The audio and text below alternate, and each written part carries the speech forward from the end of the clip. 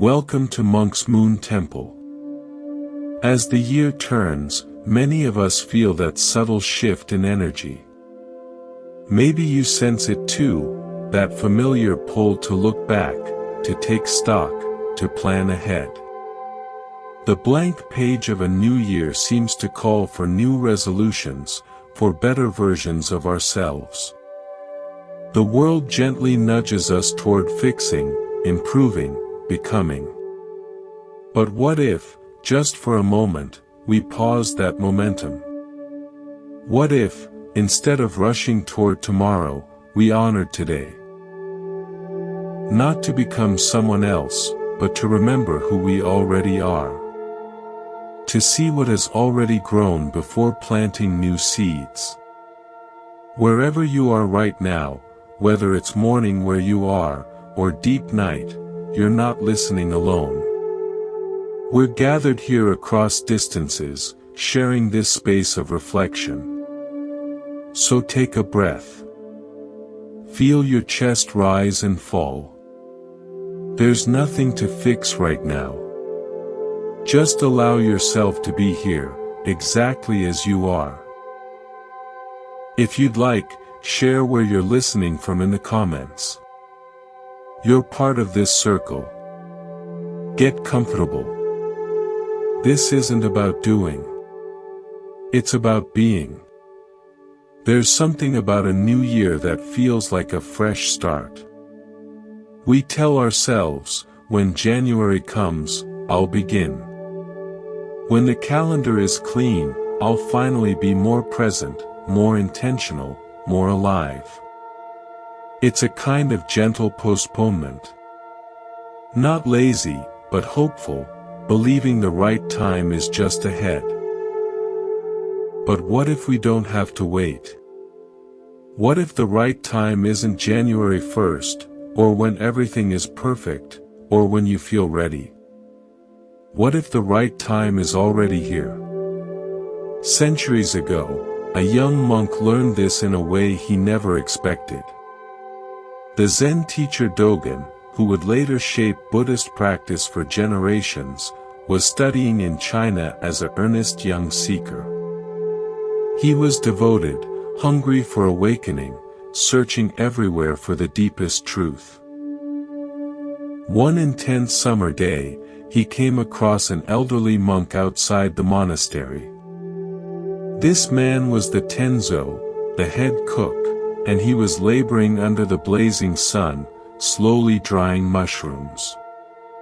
Sweat soaked his robes. His movements were slow with age and heat.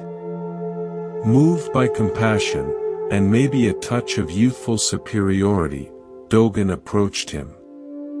"Venerable sir," he said, "you should rest in the shade. This work is too difficult for someone your age. Let the younger monks do this." The old Tenzo straightened up, looked at Dogen, and said something that would change the young monk's understanding forever. "Young man, I am not other people." Dogen was puzzled. Of course he wasn't others, but what did that mean here? He pressed further. "But why not work later, when it's cooler?" The Tenzo smiled, wiped his brow, and replied, "If not now, when?" Then he returned to turning the mushrooms, one by one, with complete attention. That exchange under the hot sun contained everything Dogen had been searching for in his studies. The old cook wasn't just talking about mushrooms. He was showing what it means to be truly alive. I am not other people. This moment is yours alone. No one can live it for you. No one can be present in your place. The work of being here, fully here, cannot be postponed or delegated. If not now, when? This breath won't come again. This moment won't wait for better conditions, more energy, a clearer schedule. Life is happening now, in the drying of mushrooms, in the sweat on your brow, in tending to what's right in front of you. The Buddha taught that mindfulness means maintaining awareness of our body, feelings, mind, and the world around us in the present moment. He said, "Do not pursue the past. Do not lose yourself in the future. The past no longer is. The future has not yet come." Looking deeply at life as it is, in the very here and now, the practitioner dwells in stability and freedom. But what does that actually look like in daily life? Think about this morning when you brushed your teeth. Were you actually brushing your teeth? Or were you already mentally at work, rehearsing a conversation, running through your to-do list? When you ate breakfast, did you taste it? Or was the food just fuel, eaten mechanically while you scrolled or worried or planned? These seem small. Brushing teeth. Eating breakfast. Drying mushrooms. What difference does it make if our mind is elsewhere? The difference is this: these small moments are our life. String them together and they become hours, days, years. If we're not present for them, if we're always living 5 minutes ahead, or 5 years in the future, then we're not really living at all. We're like ghosts in our own existence, haunting our days rather than inhabiting them. The old Tenzo understood something profound: every action, no matter how humble, is an opportunity to be fully alive. Drying mushrooms in the hot sun wasn't separate from spiritual practice, it was spiritual practice, when done with complete presence and care. There's no task too mundane for this quality of attention. No moment too ordinary to deserve our full presence. You're washing dishes. Your hands are in warm water. Soap bubbles catch light. There's a rhythm to scrubbing and rinsing. But where is your mind? Is it replaying an argument from 3 days ago? Planning tomorrow's meeting? Counting minutes until you can do something more important? What if washing dishes isn't in the way of your life? What if it is your life, happening right now, in the form of warm water and clean plates? You're in conversation with someone you love. They're telling you about their day, their worry, their small joy. But are you truly listening? Or are you half present, part of your attention already leaking toward your phone, your own response, the next thing you need to do? I am not other people means no one else can give this person your presence right now. If not now, when? Means this conversation, this moment of connection, won't wait. We live so much of our lives in a kind of fog. Not fully asleep, but not fully awake either, just going through the motions. Our body does one thing while our mind does 3 others. We call this multitasking and consider it a skill, but really it's a way of not being anywhere fully. And underneath this constant distraction, there's often something we're running from. Some feeling we don't want to feel, some emptiness, loneliness, or anxiety that arises when we stop long enough to be still. So we fill every moment with doing, thinking, planning, consuming, anything to avoid the rawness of simply being here. A Buddhist monk once shared something honest about his own experience with this. He noticed that when he caught himself in distraction and checked what was really present, he often found loneliness underneath. A feeling of wanting to be seen, to be valued, to matter. The busyness wasn't really about the importance of the work, it was about covering up that tender, uncomfortable feeling. This is deeply human. We're not failing when we notice this. We're just seeing clearly what's actually here. The question, "What are you doing?" isn't meant to judge us. It's meant to wake us up. To bring us back from wherever we've drifted to the only place we can actually live, right here, right now. When we ask ourselves this with kindness, we might discover all sorts of truths. We're scrolling through our phone because we're avoiding a difficult task. We're snapping at someone we love because we're hungry and tired but haven't admitted it. We're working late again because we're afraid of disappointing people, afraid of being ordinary, afraid of not being enough. Or we might discover something beautiful: we're breathing. We're here. Despite everything, we are alive right now. And that itself is extraordinary. The practice isn't about achieving some perfect state of unbroken presence. That would just be another form of striving, another future goal to chase. The practice is much gentler. It's about noticing when we've left, and coming back.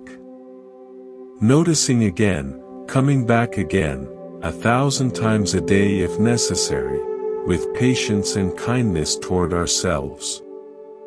Each time we notice we've been lost in thought and we return to the breath, that's not failure. That's the practice itself. That's the moment of waking up. You're driving and realize you don't remember the last 5 minutes of the road. That recognition, "Oh, I wasn't here," that's awareness arising. Feel your hands on the wheel. Notice the car in front of you. Come back to your senses. That's the practice. You're eating and notice you've finished half your meal without tasting a single bite. Don't scold yourself. Just notice. Taste the next bite fully. Feel the texture. That's coming home. You're with your child and realize you've been physically present but mentally absent, running through work problems while they show you their drawing. The moment you notice, you have a choice. Let go of the work thoughts. Look at the drawing. Really see it. Really see them. That's love in action. The old Tenzo drying mushrooms wasn't doing anything complicated. He wasn't performing some advanced meditation technique. He was just there, completely there, for the work in front of him. And in that simple presence, he was living his life fully, instead of waiting for life to begin somewhere else, sometime later, under better conditions. This is what the question, "What are you doing?" invites us toward. Not a perfect performance of presence, but a sincere willingness to show up for our own life. To inhabit our moments instead of haunting them.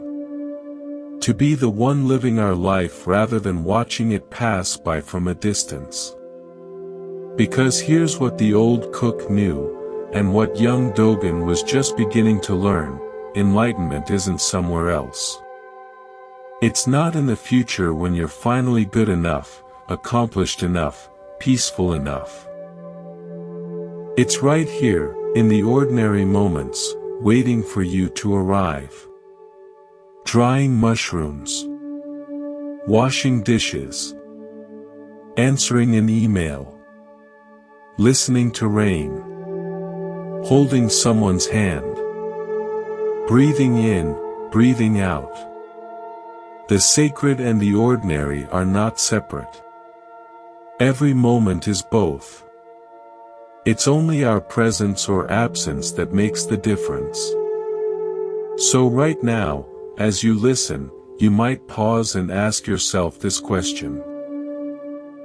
Not as criticism, not as one more thing on your self-improvement list, but as a gentle invitation home. What am I doing? Where is my attention right now? Where is my mind? Am I here, or have I drifted somewhere else? And if you've drifted, which is perfectly human, perfectly normal, can you simply come back? Feel your breath. Feel your body. Notice the sounds around you. This is your life, happening now. I am not other people. This moment is yours alone. No one else can live it for you. If not now, when? This breath won't come again. The answer the old Tenzo was living, the answer written in his patient hands turning mushrooms in the sun, is simply this: I am here. I am showing up for my life. I am being present for what is, exactly as it is, right now. That's the practice. That's the path. That's the answer that changes everything. Not because it transforms you into someone else, but because it brings you home to the life you're already living. We often end the year cataloging what we didn't do. The resolutions we broke by February. The habits we didn't change. The goals we set with such hope that now sit abandoned, evidence of another year where we weren't quite enough. There's a stream that flows through many of us as December closes. It flows in one direction, toward what's wrong, what's missing, what needs fixing. We stand at the edge of a new year and automatically begin the inventory of failures, shortcomings, all the ways we fell short of who we thought we'd be by now. This current is so powerful most of us don't even notice we're being pulled by it. It feels natural, responsible, even wise to focus on what needs improvement. That's how we grow, right? That's how we become better. But what if we paused here? What if we went against this stream, just for a moment? What if you asked yourself right now, what actually grew in me this year? Not what you accomplished or achieved. Not promotions or possessions or external markers of success. But what quality of heart? What inner capacity? What small or large flowering of spirit did you cultivate? This is harder to answer than it should be. Maybe you developed more patience this year.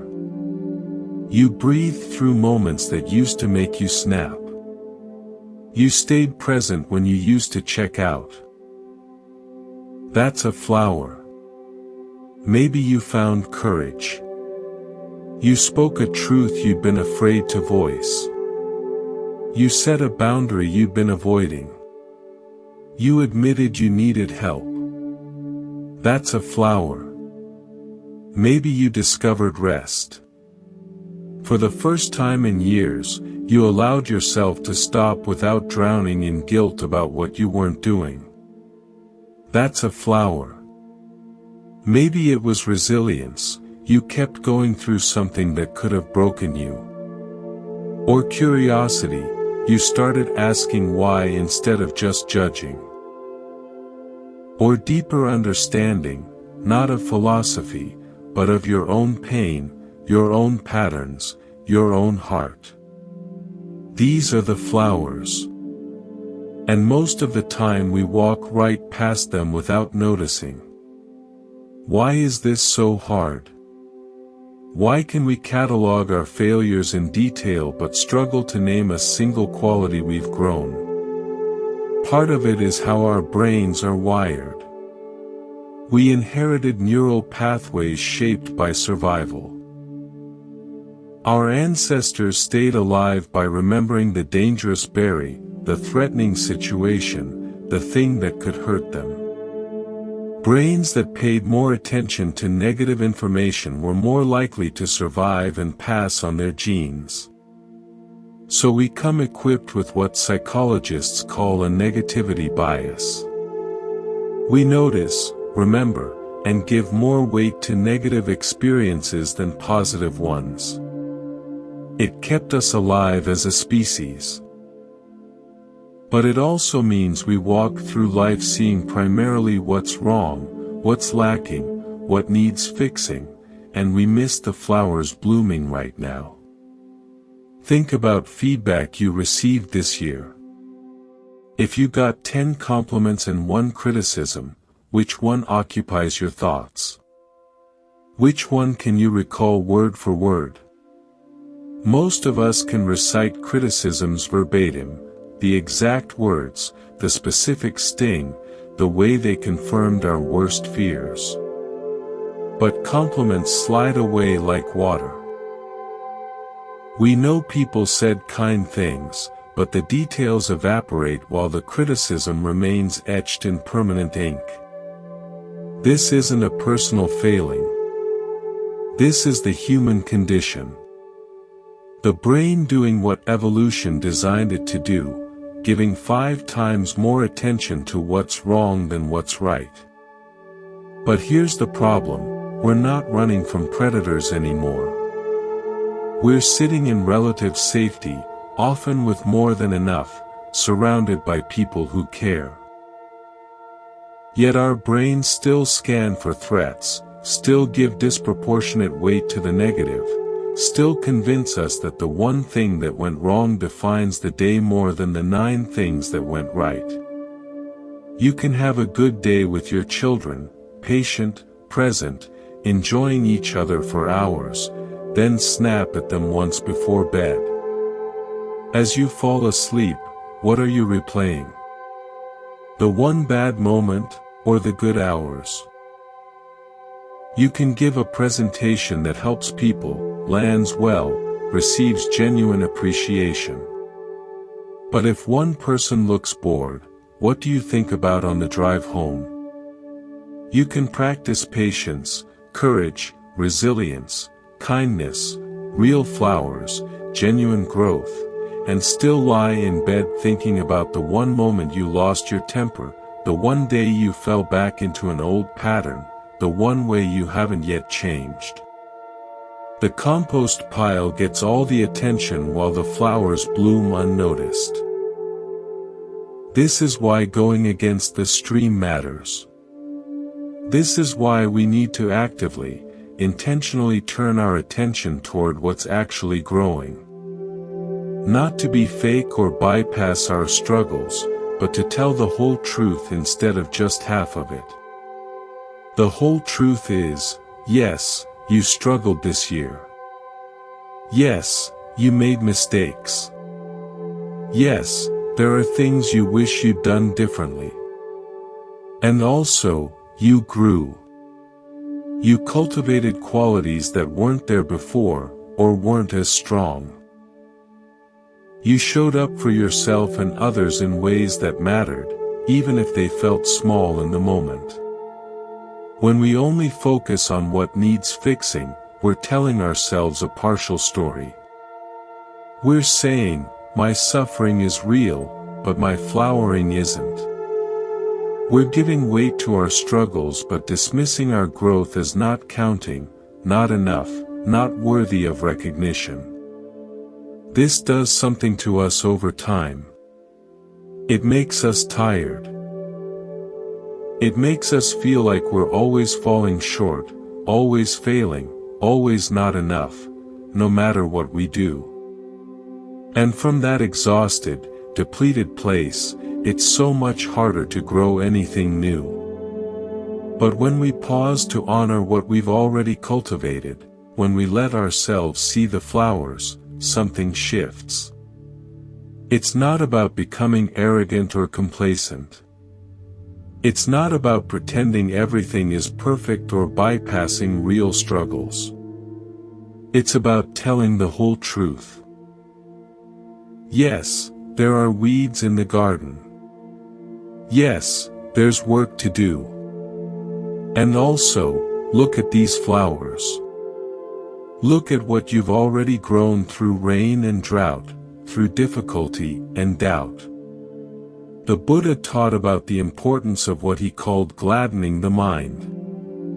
He said spiritual practice isn't only about seeing suffering clearly, it's also about recognizing the wholesome, seeing what's good and beautiful and true in ourselves and the world. He taught his students to take joy in their own goodness, not out of pride, but out of truth. Because here's what happens when we acknowledge our flowers, we water them. Attention is like water in a garden. Whatever we give our attention to grows. If we only notice our failings, we become people who fail, not because we fail more, but because that's all we can see. And what we see shapes what becomes possible. But if we learn to notice the flowers too, if we train ourselves to see patience when it appears, to recognize kindness when we offer it, to acknowledge the moments we show up even when it's hard, we become people who can see possibilities. We become people who know that growth is real, change is possible, and we are capable of more than our harshest inner voice would have us believe. So right now, in this moment of listening, can you ask yourself again, what flower have I grown this year? Don't rush past it. Don't let the critical voice jump in with yes, but or that doesn't count. Just pause and look honestly at the garden of your year. Maybe it's a small flower. Maybe it bloomed only once. Maybe it's not the flower you wished for or expected. But is there something? Some moment of patience where you used to have only frustration. Some spark of curiosity where there used to be cynicism. Some sliver of rest in a life that's been nothing but motion. Some capacity to feel your feelings instead of immediately running from them. Can you see it? Can you name it?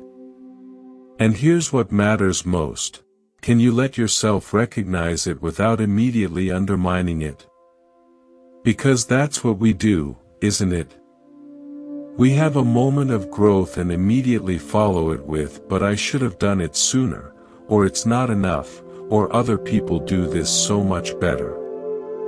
We plant flowers and then criticize them for not being redwoods. What if we just let the flower be a flower? You are here right now, willing to look at yourself honestly, willing to consider that maybe you've grown in ways you haven't acknowledged. That itself is a flower. That's courage. That's curiosity. That's a capacity for reflection that not everyone exercises. You made it through this year. Whatever it held, loss, confusion, joy, struggle, small victories, devastating defeats, you're here. That's resilience. That's a flower that deserves to be seen. Maybe you were kind to someone when you didn't have to be. Maybe you told the truth when lying would have been easier. Maybe you asked for help instead of pretending you were fine. Maybe you apologized. Maybe you kept showing up, for therapy, for practice, for the slow work of healing. Maybe you let yourself feel something you've been avoiding for years. These matter. These are real. These are flowers growing in the garden of who you are becoming. And the practice of recognizing them isn't indulgent or self-congratulatory. It's necessary. It's medicine for the part of us being convinced we're fundamentally broken and only fixing will save us. You are here. You are trying. You are growing, even when it doesn't feel like it. Even when it's so slow you can't see it happening. And that is enough. Not that will be enough when you do more. Not that should be enough, but you still need to improve. That is enough right now, exactly as it is. The flowers you've grown this year are real. They count. They matter. And before you plant new seeds, before you make lists of who you need to become, take a moment to honor what's already blooming. Because growth doesn't come from constant criticism. It comes from ground that's been tended with care, acknowledged with gratitude, seen with clear and loving eyes. See your flowers. Name them if you can. And know that the very act of recognition is itself another flower opening. The flower of self-compassion, blooming in the garden of your becoming. There's a question that sometimes surfaces in quiet moments. Maybe when you're looking at old photographs, or lying awake at 3 a.m., or driving alone with nothing but your thoughts for company. If you could go back, what would you do differently? Not the big dramatic things necessarily, not winning the lottery or choosing a different career or moving to a different city. But the small daily things.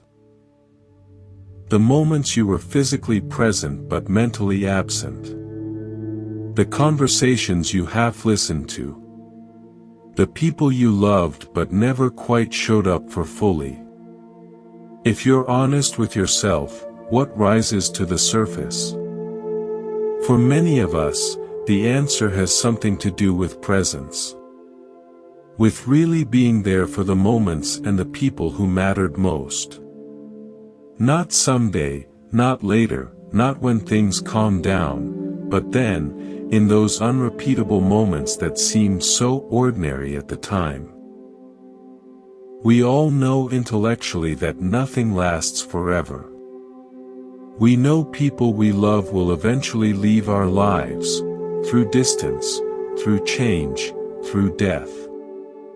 We know this the way we know the earth revolves around the sun. It's a fact filed away in our understanding. But knowing something intellectually and living with that knowledge are entirely different things. You can know your parents are aging and still be impatient on the phone with them, rushing through the call to get back to whatever feels more urgent. You can know your children are growing up and still spend dinner scrolling through your device while they try to tell you about their day. You can know your partner won't be there forever and still take them for granted, offering distracted half-attention instead of genuine presence. This is the gap between knowing and living. Between understanding impermanence as a concept and feeling it as reality. The Buddha taught about this gap constantly.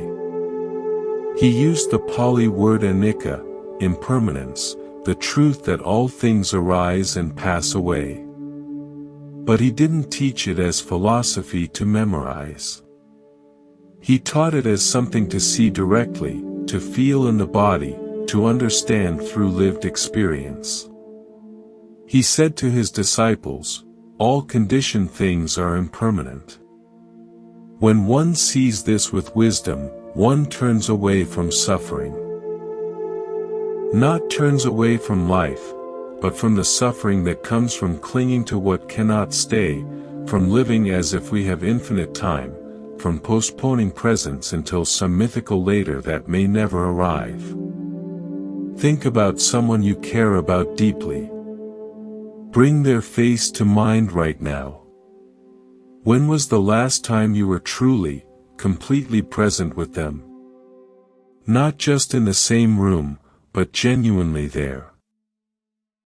Listening without planning your response, looking at them without your mind already on the next thing, touching them with full awareness that this moment of connection is a gift, not a guarantee. For most of us, those moments are rare. Not because we don't love deeply, we do, but because we're operating under an unexamined assumption, there will always be another chance. Tomorrow, we'll be more present. Next week, we'll have that real conversation. After this busy season ends, we'll finally give them our full attention. When things settle down, when we're less stressed, when we have more time, then we'll really show up. But tomorrow isn't promised. Next week might not come. And even if it does, we'll likely be just as distracted, just as busy, just as convinced that presence can wait. You're having breakfast with your child before school. They're telling you about something that matters to them, a friend, a fear, a small triumph.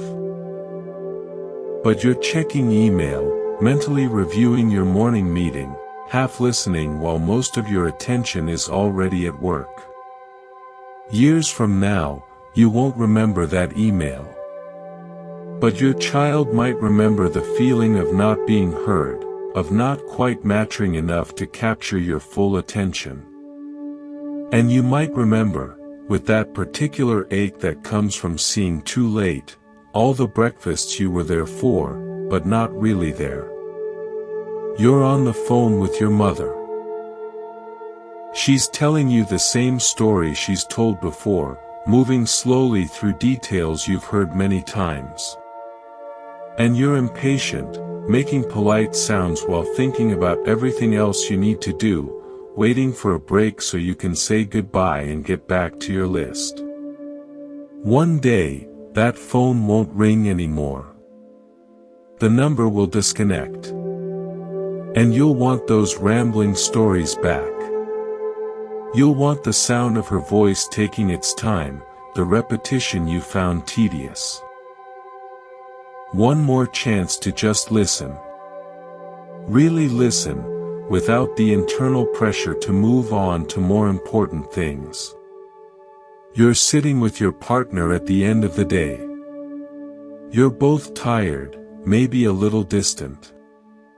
They mention something about their day, and you give a minimal response. Eyes on the television or your phone. It seems like a nothing moment. Forgettable. The kind of interaction you'll have thousands more of. Except you won't necessarily have thousands more. You might. But you might not. And even if you do, this specific moment, their specific mood tonight, the particular way the evening light is coming through the window, the exact tone of their voice right now, this precise configuration of conditions will never happen again. This is what the Buddha meant when he taught impermanence.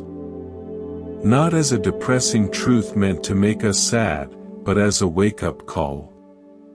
A reminder that life is happening now, in these seemingly ordinary moments.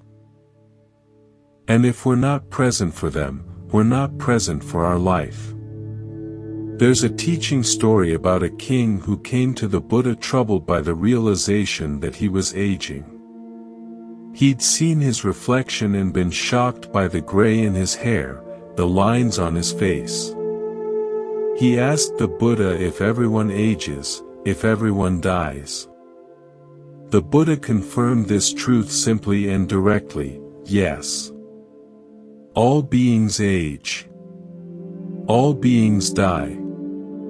Everything that arises passes away. The king, confronted with this reality he'd been avoiding, had a choice.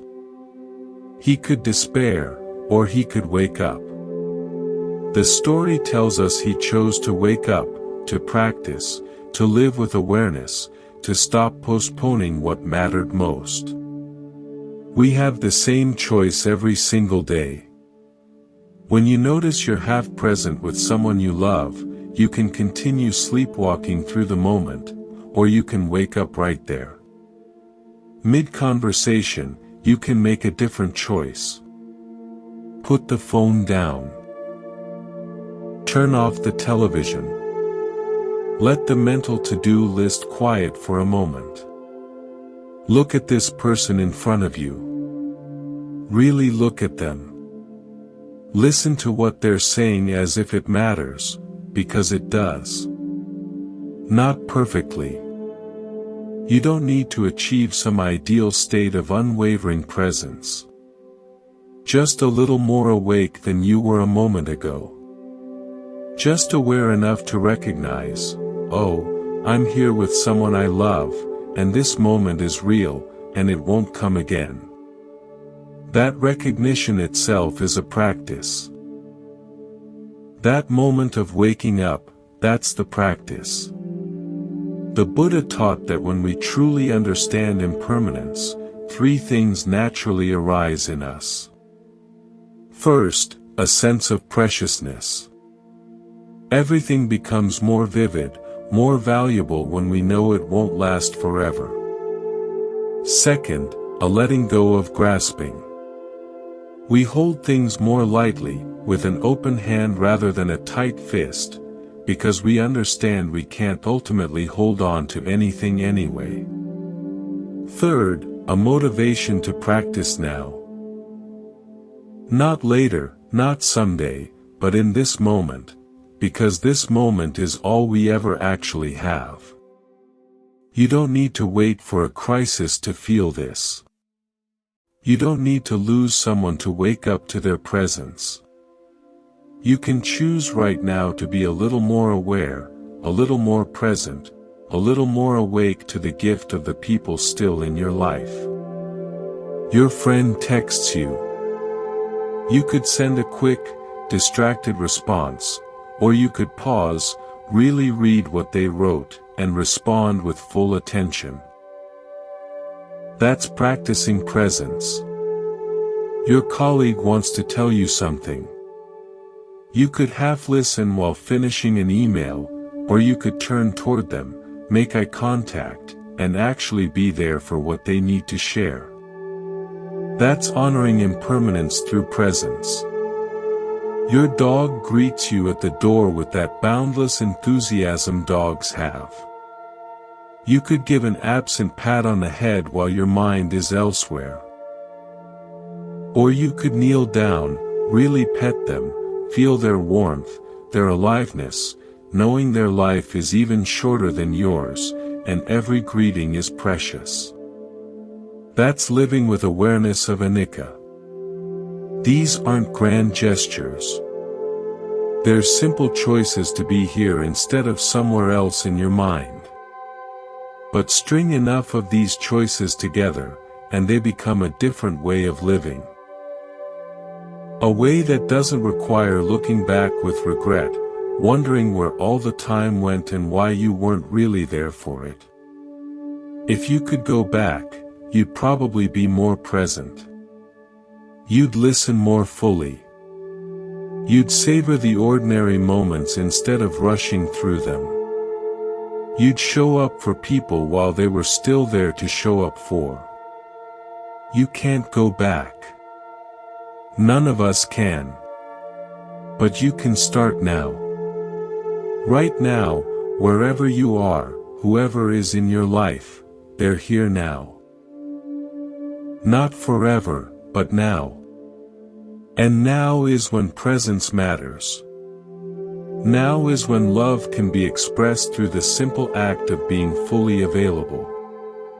Now is when you can choose to wake up to the miraculous fact that you're alive at the same time as these people you care about, sharing this brief, beautiful, impermanent experience of being human together. The teaching of impermanence isn't meant to make us morbid or anxious. It's meant to make us alive, awake to what we have while we have it. Present for the people we love while they're still here to love. So if that question comes up for you, if I could go back, what would I do differently?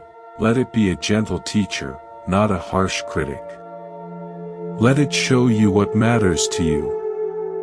And then let it point you back to now, to this breath, to whoever is in your life right now, waiting for you to really see them, really hear them, really be with them. Because you can't change the past.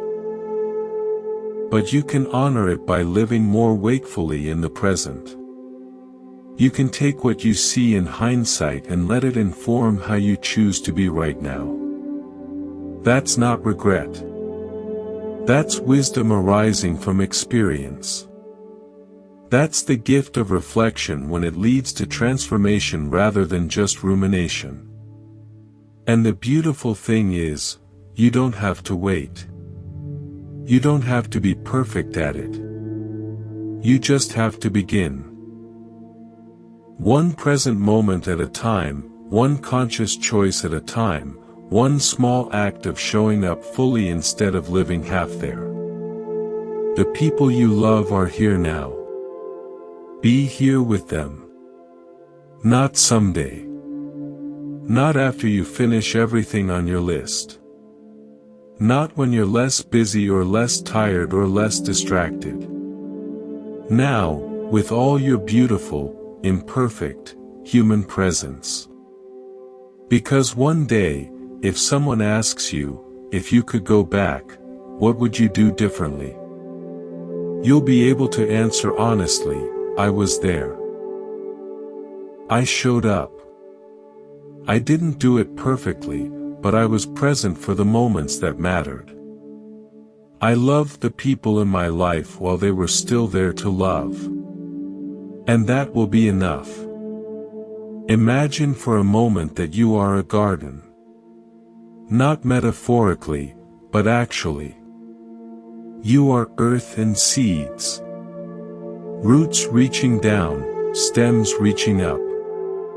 A living ecosystem of growth and decay happening all at once. This isn't just a pretty image. It's closer to the truth of what we are than we usually recognize. Inside you right now are seeds of every possible quality. Seeds of patience and seeds of anger.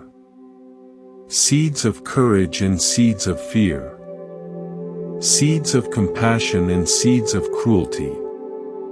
They're all there, waiting for the right conditions to sprout. Some have already grown into full plants, well established in the soil of your being. Maybe anxiety is a sturdy weed with deep roots. Maybe kindness is a flower that blooms regularly. Maybe humor is a climbing vine that shows up unexpectedly. Maybe grief is a dark corner where certain plants grow thick and tangled. This is your inner garden.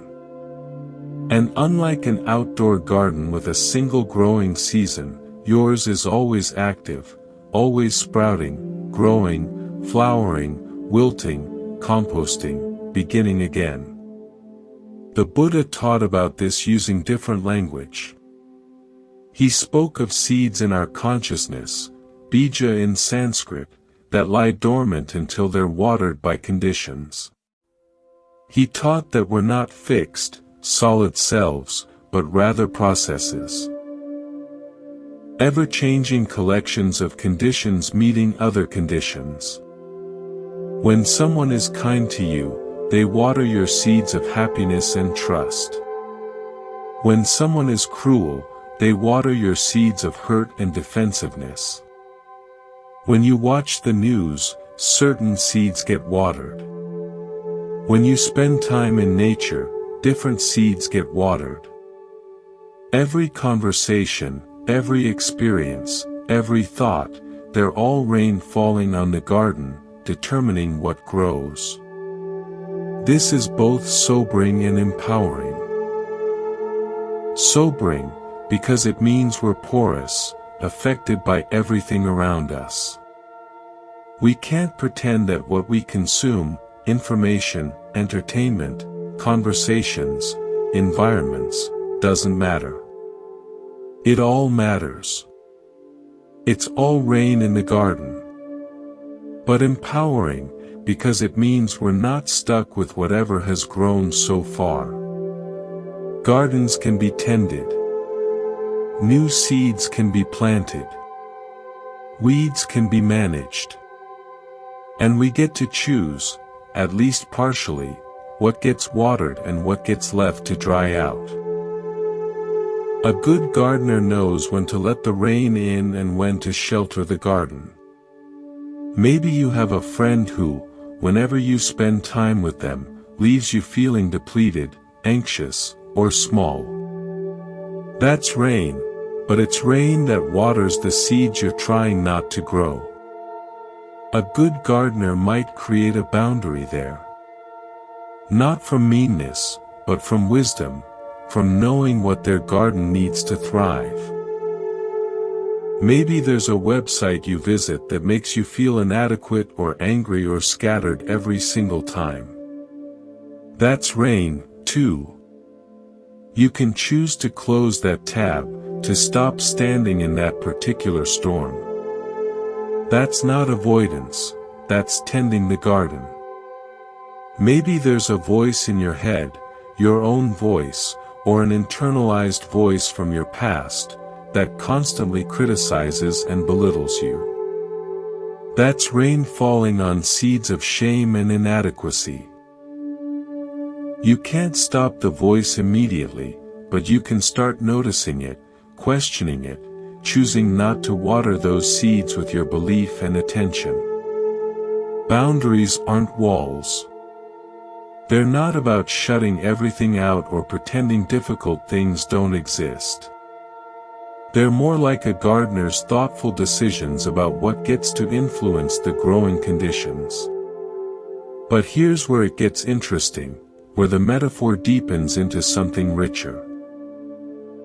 A good gardener is not afraid of compost. Compost is decomposing matter. Things that have died, broken down, turned into something that looks and smells like decay. It's not pleasant to work with. It's messy and smelly, and most people would rather not touch it. But every experienced gardener knows, compost is gold. It's what turns poor soil into rich soil. It's what feeds the flowers. It's where transformation happens, where what seemed like waste becomes nourishment. In your inner garden, the compost is your pain, your confusion, your fear, your shame, your anger. All the stuff you'd rather not have. All the experiences you wish you could skip or delete or pretend didn't happen. Our instinct is to push this away, to try to get rid of it as quickly as possible. We think good gardens have only flowers, only pleasant things, only beauty and light. So we judge ourselves harshly for the compost. For having pain, for not being healed yet, for still struggling with things we think we should be over by now. But the Buddha taught something radical about this. He taught that our suffering, when we turn toward it with awareness rather than away from it with avoidance, becomes the raw material for wisdom and compassion. He didn't say suffering is good or that we should seek it out. He said it's inevitable, it's part of being human. And when we learn to work with it skillfully, it transforms us. Think about nettles for a moment. If you've ever encountered stinging nettles in the wild, you know they're unpleasant. They sting when you touch them, leaving your skin burning and irritated. Your first instinct is to avoid them, to see them as purely negative, a plant that shouldn't be there. But nettles, it turns out, are incredibly nutritious. They're rich in iron, vitamins, and minerals. Herbalists have used them for centuries to support health. Yes, they sting. That's real. That matters. That's not to be dismissed. But they're not only their sting. They're also nourishment. If you learn how to work with them, with gloves, with care, with knowledge, they can become medicine. Your pain is like this.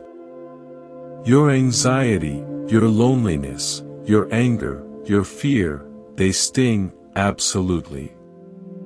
They're uncomfortable, sometimes unbearable. But they're also carrying information.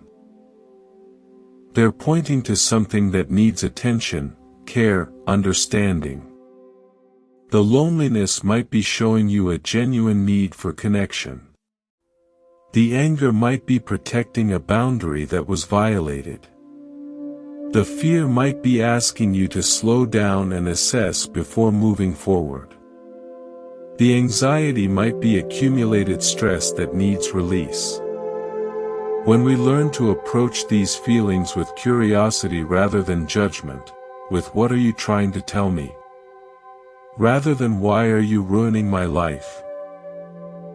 they start to transform from enemies into teachers. But here's what's tricky about human nature, about how our attention works in the garden: we're naturally drawn to the compost more than the flowers. Think about your day today or yesterday. If 10 things went well and 1 thing went badly, which one occupies your thoughts tonight? If you received 9 compliments and 1 criticism, which one do you remember word for word? This isn't a character flaw. This is evolution. Our ancestors survived because they remembered the dangerous berry, the threatening situation, the thing that could hurt them. Brains that paid more attention to negative information were more likely to survive and pass on their genes. So we inherited brains that are like searchlights for problems, constantly scanning for what's wrong, what's dangerous, what needs fixing. It kept us alive as a species.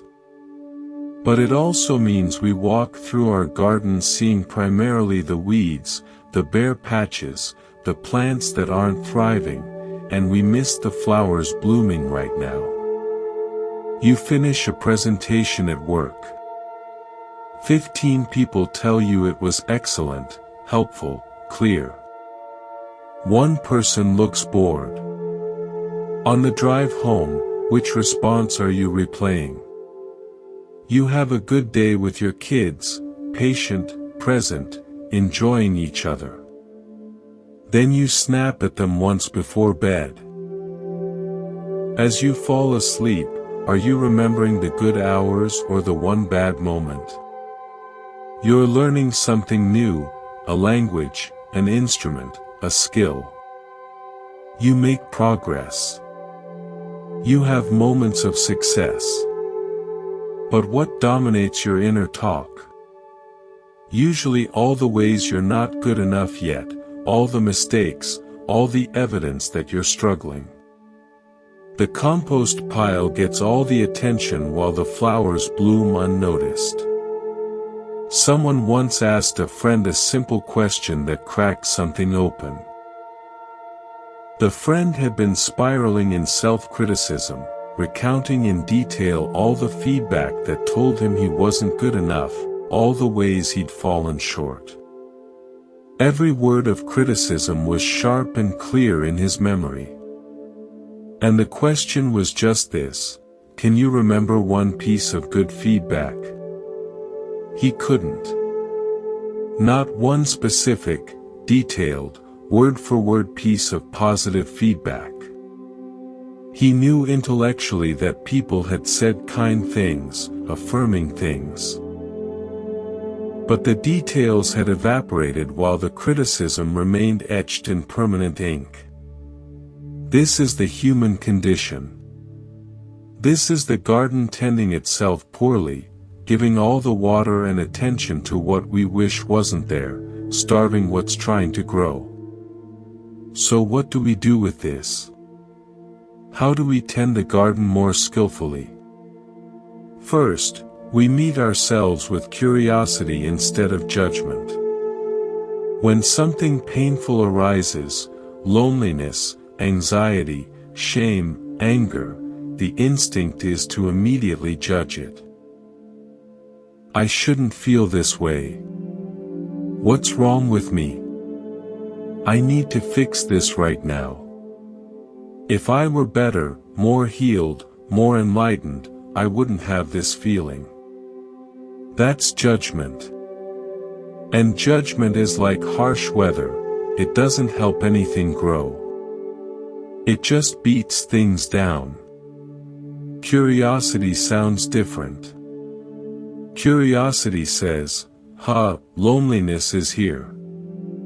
I wonder where this is coming from. Not as an intellectual puzzle to solve, but as a genuine opening to understanding. Where does this pain come from?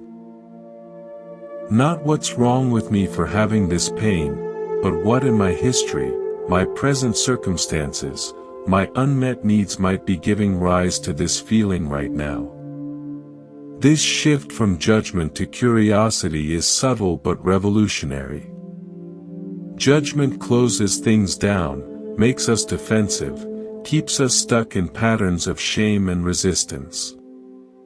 Curiosity opens things up, creates space, allows for insight and change. Second, we recognize that the you of yesterday is not the you of now. You're not a fixed thing. You're a process, a garden in constant change. The you who was hurt 10 years ago is not the you sitting here now. Yes, there's continuity.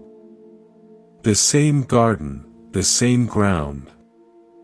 But so much has changed. New seeds have sprouted. New experiences have come.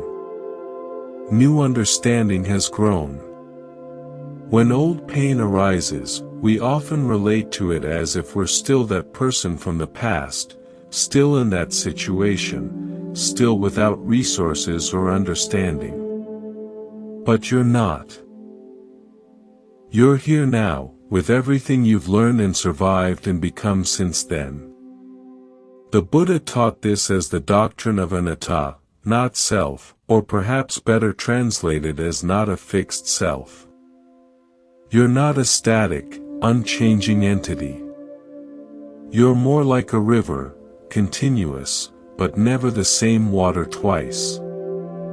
You're more like a garden, continuous, but constantly growing, changing, responding to conditions. This means when you meet your pain now, you're meeting it with a different you. A you who has cultivated some awareness, some compassion, some capacity to hold difficult things. The pain might be old, but your relationship to it can be new. Third, we practice acceptance as the doorway to transformation. This is counterintuitive. We think transformation comes from fighting what we don't like, forcing change, white-knuckling our way to being different. We think we have to hate our weeds enough to get rid of them. But in practice, what happens when we fight our feelings, judge them, try to force them away? They usually just intensify. The anxiety about having anxiety. The shame about feeling shame. The anger at ourselves for being angry. We create layers and layers of suffering on top of the original difficulty. Acceptance doesn't mean resignation. It doesn't mean I like this or I want this to stay forever. It means, this is what's here right now, and I can be with it rather than at war with it. The Buddha said, whatever is felt, pleasant, unpleasant, or neutral, that is to be known as it is. Not changed first, not judged first, but known first. Seen clearly. Acknowledged. Imagine your loneliness is here. A familiar, unwanted visitor in the garden. You could do what you usually do, immediately reach for your phone, turn on the television, call someone, start working, do anything to avoid feeling it. Or you could try something different. You could say, "Oh, my loneliness. You're here." Not with sarcasm, not with resignation, but with a kind of gentle, spacious acknowledgement, the way you might greet a sad child. Not dismissing them, not trying to immediately fix them, just seeing them, letting them know they can be there. You're here. I feel you. You're uncomfortable, but I'm not going to run away from you right now. I'm going to let you be here in this space of awareness, and we're going to breathe together. This is acceptance. And something surprising often happens in acceptance. The feeling doesn't necessarily disappear, but it stops growing more intense. It stops feeding on our resistance to it. And in that space of being with it rather than fighting it, understanding can arise. Maybe you realize the loneliness is actually pointing to a need for deeper connection, for authentic conversation, for being truly seen. That's information you can work with. That's the beginning of skillful change. Maybe you realize the loneliness has been there for a long time underneath all your busyness, and it's actually asking for your attention and care. That's the first step toward healing. Or maybe you simply realize you can be with loneliness without it destroying you. You're bigger than any single feeling. You can hold it the way the ocean holds a wave. The wave is real, it's there, but it doesn't define or limit the ocean. This is the wisdom of tending the garden with acceptance. Not pretending the weeds are flowers, not ignoring the compost, but also not being at war with the reality of what's growing right now. And gradually, with this kind of attention, curious, accepting, non-judgmental, the garden begins to shift on its own. Not because you forced it, but because you created conditions for transformation rather than conditions for entrenchment. The Buddha taught that when we stop feeding our suffering with resistance and judgment, when we meet it with awareness and compassion, it naturally begins to transform. Not overnight, not magically, but gradually. The way gardens change through patient tending rather than violent restructuring. You're a garden. A complex, ever-changing ecosystem of thoughts and feelings and patterns and possibilities.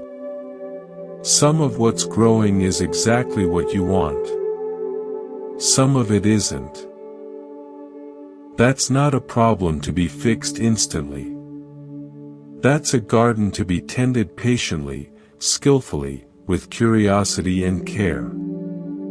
You get to choose, at least partially, what you water.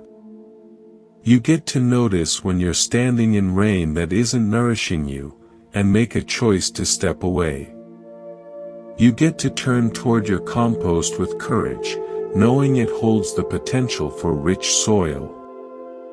You get to remember that the flowers are there, too, even when your attention keeps drifting to the weeds. And most of all, you get to tend this garden with kindness. The kind of patient, non-judgmental, curious kindness that a good gardener brings to their work. Not harsh criticism, not violent intervention, but steady presence and care. That's the practice. That's the path. Not perfecting the garden, but learning to tend it with wisdom and love. There's a silence that happens in conversations, but it's not the silence of listening. It's the silence of waiting. Waiting for the other person to finish so you can say what you've been preparing to say. waiting for your turn. Waiting for the gap you can fill with your own story, your own perspective, your own needs. We live in a world that has largely forgotten how to listen. Not hearing, we hear plenty. Sound waves reach our ears constantly. But listening, real listening, the kind that creates space for another person to be fully present and fully themselves, that's become rare. Think about your last few conversations. How many of them involved someone truly listening to you? Not nodding while planning their response, not waiting impatiently for you to stop talking, not immediately jumping to advice or comparison or changing the subject to their own experience, but actually receiving what you were saying with full attention. And how often did you offer that quality of listening to someone else? We're living at a pace that doesn't support deep listening. We're overstimulated, overwhelmed, always half present because there's always something else demanding our attention. We're trained by every screen we touch to broadcast rather than receive, to perform rather than connect. And so we end up in rooms full of people all talking, none truly listening. Everyone broadcasting their story into the void, hoping someone will care, while simultaneously scanning for the next opportunity to share their own experience. But there's an ancient teaching that offers surprising wisdom about where listening actually begins. In the early Buddhist texts, there's a story about two acrobats, a teacher and his young student. They performed together, balancing on a tall bamboo pole, their lives depending on coordination and presence. One day, they were discussing how to keep each other safe during their dangerous act. The teacher said, "You watch me, and I'll watch you, and that way we'll protect each other." It sounds reasonable, doesn't it? We take care of each other by focusing on each other.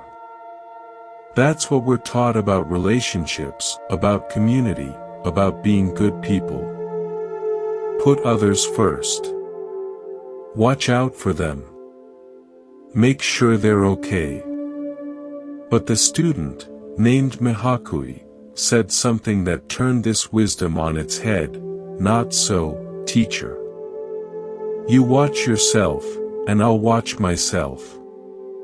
That way, each watching ourselves, we will protect each other." When the Buddha heard about this exchange, he said the student was absolutely right. This is how we truly take care of each other, by establishing ourselves in mindfulness first, by being grounded in our own presence, and from that stable ground, we naturally protect and support those around us. This teaching completely reframes what it means to be present for others. We think being there for someone means abandoning ourselves, forgetting our own needs, putting all our attention on them. And sometimes we do need to set aside our agenda and truly receive another person.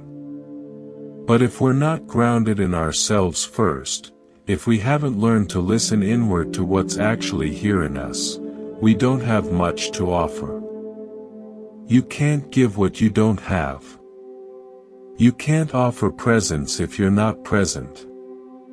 You can't hold space for someone else's feelings if you're drowning in your own unacknowledged emotions. This is why listening begins with listening to yourself. Not in a selfish way, not in a way that ignores others, but in a way that establishes you in awareness so you have something real to offer when you turn toward others. What does it mean to listen to yourself? It means pausing occasionally to check, what's actually here right now. Not what should be here, not what you wish was here, but what is present in your actual experience this moment. There's tightness in your shoulders. There's a thought looping about something you said earlier. There's irritation just under the surface. There's exhaustion you've been pushing through. There's a feeling you can't quite name but can feel in your chest. Can you acknowledge that? Can you give it a moment of attention? Not to fix it or analyze it or make it go away, but just to let it be known. The Buddha taught about wise attention, paying attention skillfully to what's actually happening rather than to our stories about what's happening. This begins with the simple practice of listening inward. Body, breath, feeling tone, thoughts, just noticing what's here without immediately reacting. When we develop this capacity, something interesting happens in how we're able to be with others. We become less reactive, less defensive, more spacious. We can hear someone else's pain without immediately drowning in our own.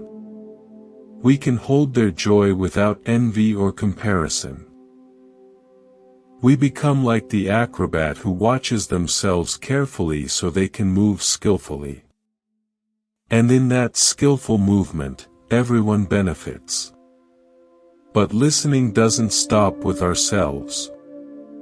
Once we're grounded, once we've established ourselves in presence, we can offer something rare and precious, the gift of being truly heard. There's another teaching story from the early Buddhist community that shows what this looks like in practice. In the monastic saga, there was a monk who became seriously ill. His illness was severe, and because of it, his body began to smell. The odor was unpleasant, difficult to be around. One by one, the other monks stopped visiting him. They had their reasons. They were busy with practice, with duties, with their own concerns. The sick monk was left alone in his suffering, abandoned by the very community that had vowed to support each other. The Buddha, walking through the monastery, discovered this monk lying there uncared for and isolated. He didn't lecture the other monks about compassion. He didn't send someone else to do the work. He called Ananda, his attendant, and together they bathed the sick monk themselves. They cleaned his wounds, washed his robes, made him comfortable. Then the Buddha gathered the community and taught them something essential: those who would care for me should care for the sick. If you would nurse me, nurse those who are ill. This teaching is about more than physical illness. It's about our willingness to be present for suffering, in ourselves and in others, even when it's uncomfortable, even when it smells bad, even when we'd rather turn away. Most of us abandon people in their difficulty, not dramatically, not with cruelty, but through subtle withdrawal. When someone is struggling, really struggling, not just having a bad day, but going through something that might last months or years, we often drift away. We don't know what to say. We feel helpless. Their pain makes us uncomfortable because it reminds us of our own vulnerability. So we stop calling as much, stop visiting, send a text instead of showing up, gradually create distance until we're no longer present at all. But being present for suffering doesn't require having answers or being able to fix things. It requires what the Buddha demonstrated: simply showing up, staying there, doing what needs doing without flinching away. This is the deepest form of listening, being present for what is, even when what is difficult, messy, uncomfortable, or doesn't resolve quickly. And here's what the sick monk story teaches us about community: we're not meant to do this alone. The Buddha didn't send the sick monk off to heal by himself. He didn't say, "Be mindful of your illness," and leave him isolated with his suffering. He brought presence. He brought care. He brought the community back to their responsibility to each other. Sometimes when we're struggling, we think we need to figure it all out alone, process it completely by ourselves before we can rejoin others.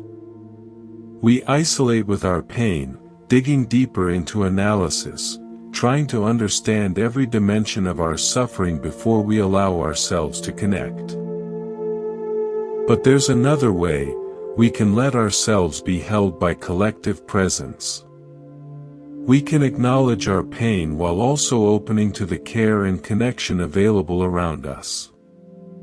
Imagine you're sitting with people you trust, and suddenly something triggers old grief or anxiety or fear. The instinct might be to excuse yourself, go process alone, disappear into your inner world until you've dealt with it.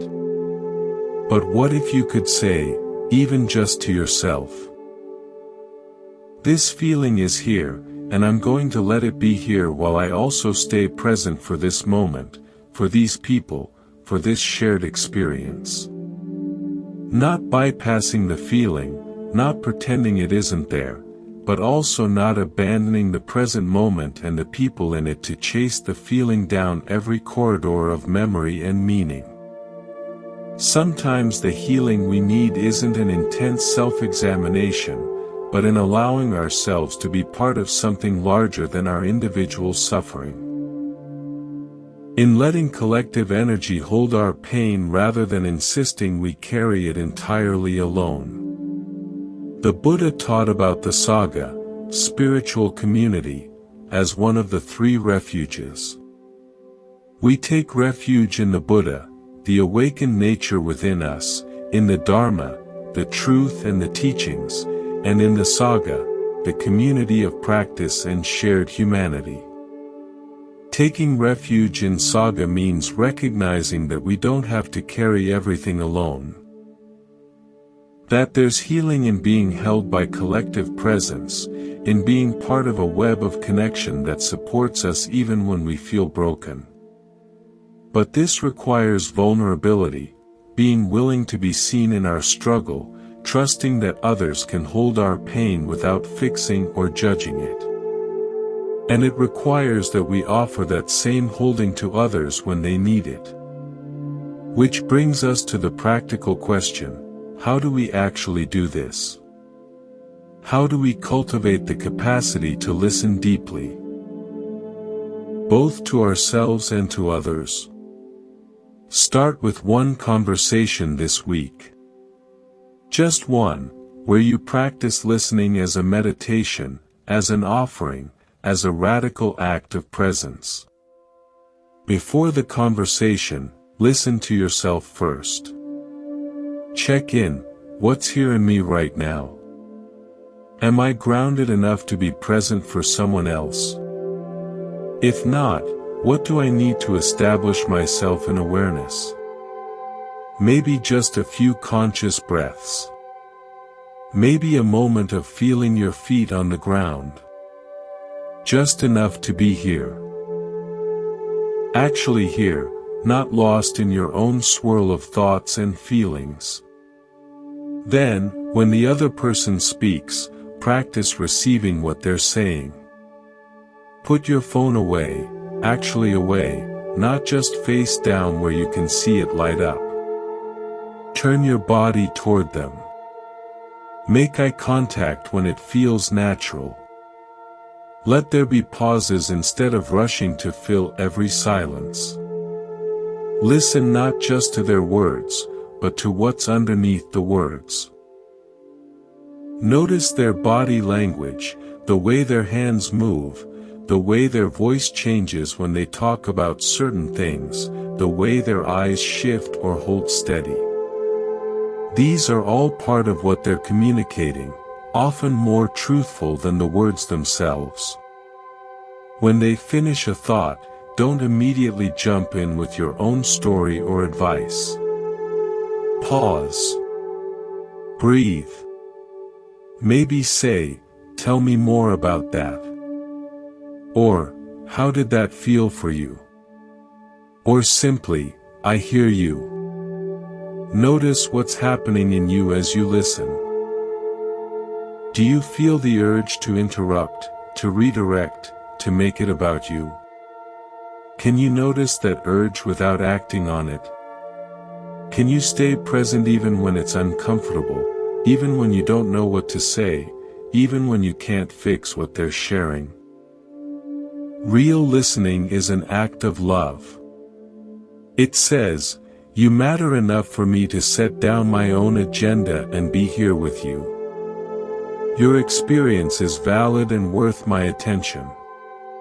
You don't have to be different or better or fixed for me to be fully present with you."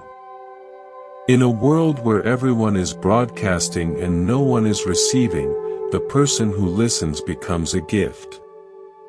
A rare gift. A gift that costs nothing but attention, and yet is more valuable than most things we buy or achieve. So this week, try it. Watch yourself. Establish yourself in presence first. Then turn that grounded awareness toward another person, and really listen. Listen to yourself. Listen to them. Listen to the moment itself. What's being communicated beyond the words? And notice what unfolds when someone feels truly heard. Notice how they relax, open up, become more themselves. Notice how you feel more connected, more human, more alive. This is the art we're reclaiming. One conversation at a time. Not because we're trying to be perfect listeners, but because we're recognizing that real connection requires real presence. And real presence begins with the simple, profound act of listening. You're at the airport. The security line was long. You barely made it through with time to spare. And now you're sitting at the gate, waiting for boarding to begin. Your flight is in 40 minutes. Everything is fine. You made it. You can breathe. Except you can't quite breathe, can you? There's a tension in the air. You can feel it in your body, in the bodies around you, in the collective energy of everyone waiting at this gate. People are standing even though there are empty seats. They're hovering near the boarding area even though nothing's happening yet. They're checking their phones, checking the departure board, checking their boarding passes for the 15th time. The energy is restless, anxious, competitive. And you're part of it, whether you realize it or not. Then the announcement comes, "We'll now begin boarding. First class and passengers needing assistance, please come forward." You look down at your boarding pass. Group 5. You watch as a handful of people walk up to the gate agent, confident, unhurried, privileged. They don't have to rush. They were always going to board first. And something happens inside you. Maybe it's subtle, so quick you barely notice it. Or maybe it's obvious, a familiar feeling you've had 1,000 times. A tightening. A comparison. A small voice that says, "They're better than you. They have something you don't. They're worth more." It's not rational. You know that a boarding group is just a boarding group. It doesn't define your worth as a human being. But the feeling is there anyway. Inferiority. Not enough. On the outside, looking in at a club you don't belong to. Group 1, please come forward. More people stand, gather their bags, move toward the gate. And the energy shifts again. Now it's not just the first-class passengers who are better than you, it's also Group 1. The hierarchy is clear, and your place in it is near the bottom. You're still sitting, waiting for Group 5, but your mind is no longer here at the gate.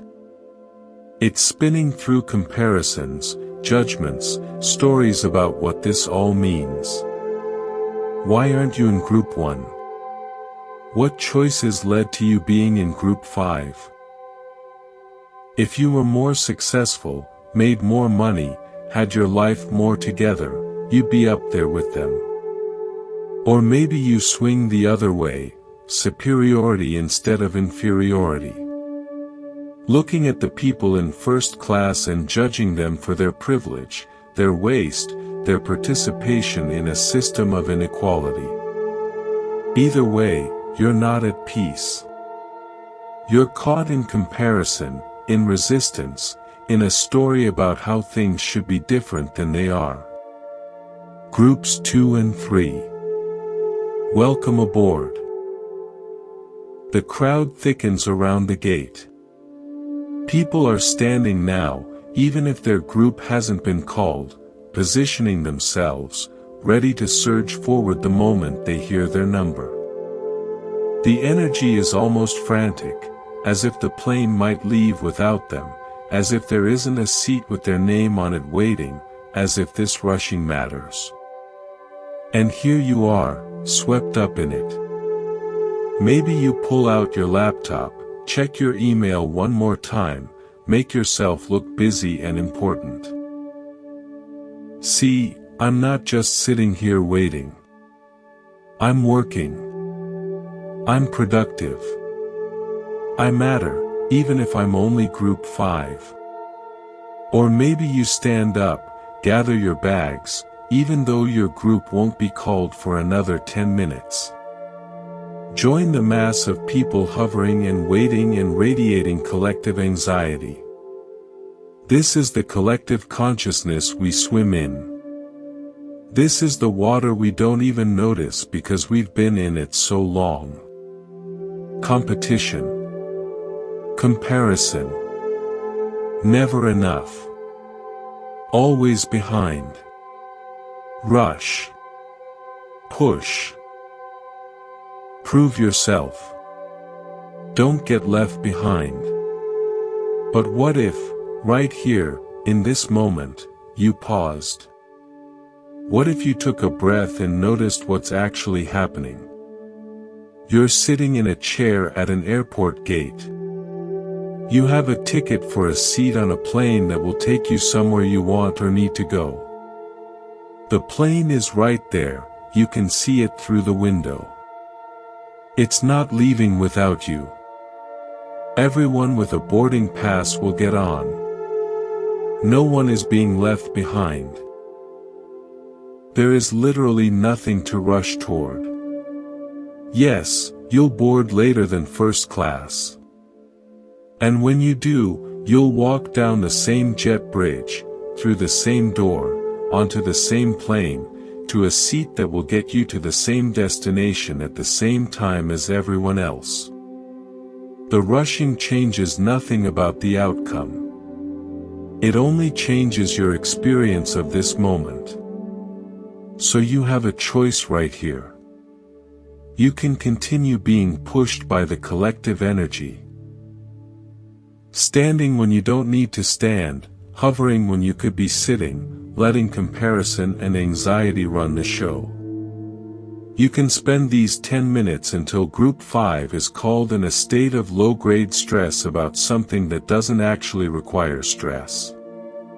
Or you can be free. Not free from the airport.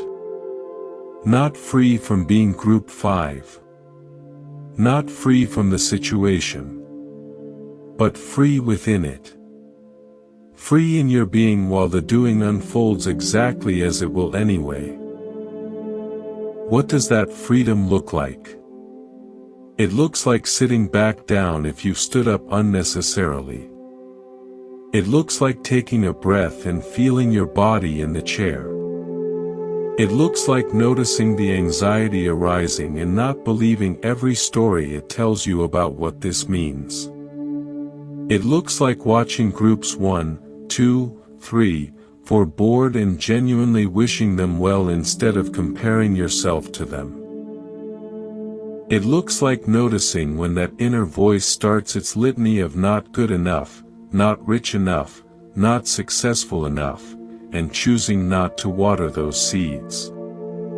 It looks like relaxing into the present moment, this moment where you're safe, you're fine, you're exactly where you need to be. And here's where it gets even more interesting.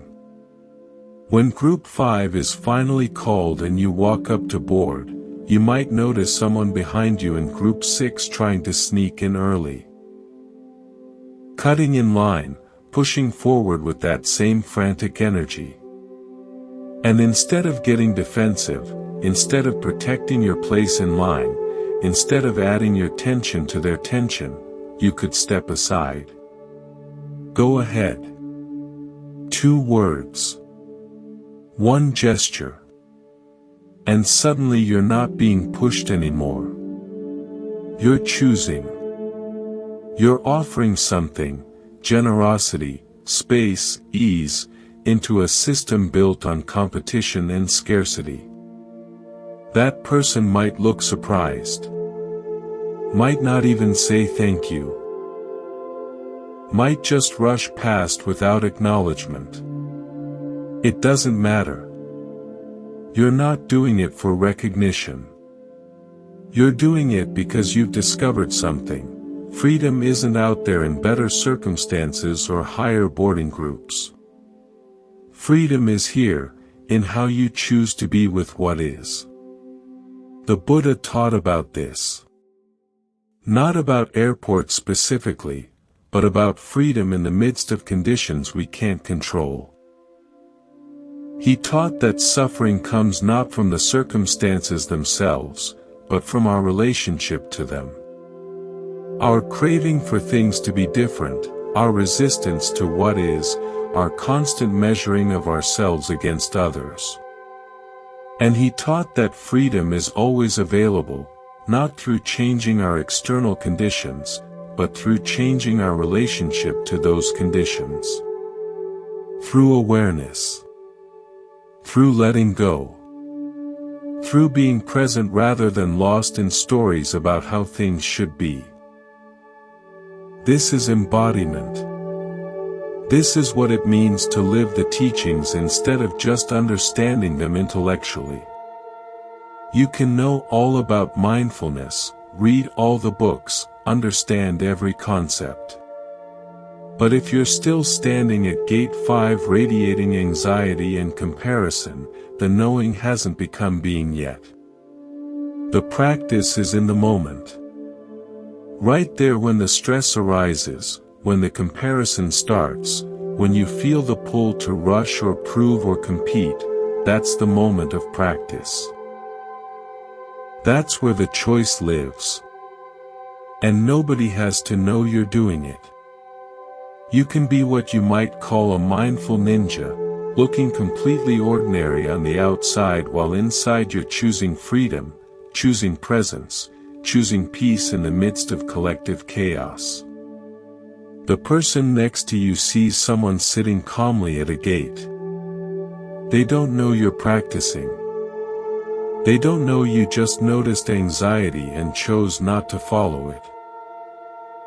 They don't know you're embodying freedom right there in group 5.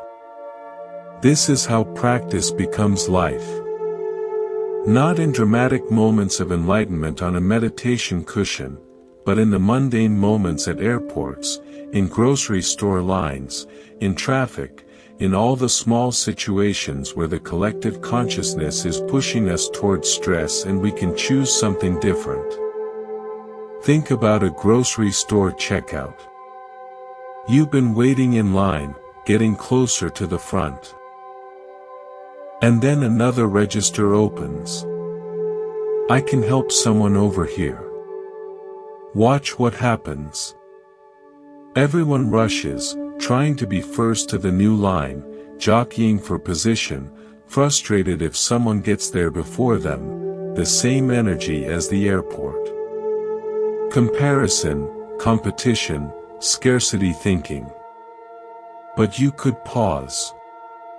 You could let someone else go first. You could choose to arrive home 3 minutes later than you would have otherwise. And use those 3 minutes to practice being at peace rather than being pushed. Or traffic. You're in the left lane, and it's moving slowly. The right lane seems to be moving faster.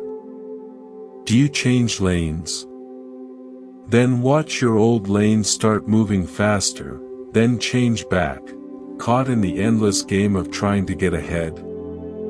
Or do you stay where you are, breathe, know that you'll arrive when you arrive, and use the time to be present rather than stressed? These seem like small choices. They are small choices. But small choices repeated throughout a day, throughout a life, add up to a completely different way of being in the world. You become someone who isn't pushed around by every wave of collective anxiety. You become someone who can be at peace in situations that used to steal your peace. You become someone who offers something different into the spaces you occupy, a little more ease, a little more generosity, a little more freedom. And the beautiful thing is, you don't have to wait for perfect conditions to practice this. You don't have to wait until you're enlightened or healed or finally have your life together. You can practice right now, in whatever situation you're in, with whatever level of awareness you have in this moment. You are the condition, not the circumstances. You're not always in control of those. But you are the condition that determines how you meet the circumstances. You are the condition that decides whether this moment is experienced as freedom or as stress, as presence or as resistance, as peace or as another small battle in the ongoing war against what is. So the next time you're at an airport, or in line somewhere, or in traffic, or in any situation where you feel that familiar pull toward anxiety or comparison or rushing, pause. Notice what's happening inside. Notice the thoughts, the feelings, the urge to do something to make yourself feel better or more important or less behind. And then ask yourself, is any of this actually necessary? Or can I choose something else right here? Can I be peace instead of being pushed? Can I embody freedom in group 5? Can I offer generosity when everything around me is teaching competition? The answer is yes, you can. Not perfectly, not every time, but more and more as you practice. And when you do, you'll discover something that changes everything. Freedom isn't something you achieve in the future when conditions are finally right. Freedom is something you choose right now, in this moment, in this body, with these circumstances.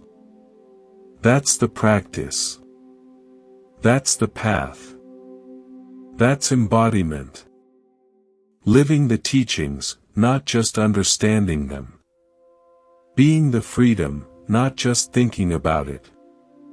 And it starts at gate 5. In the grocery line. In traffic.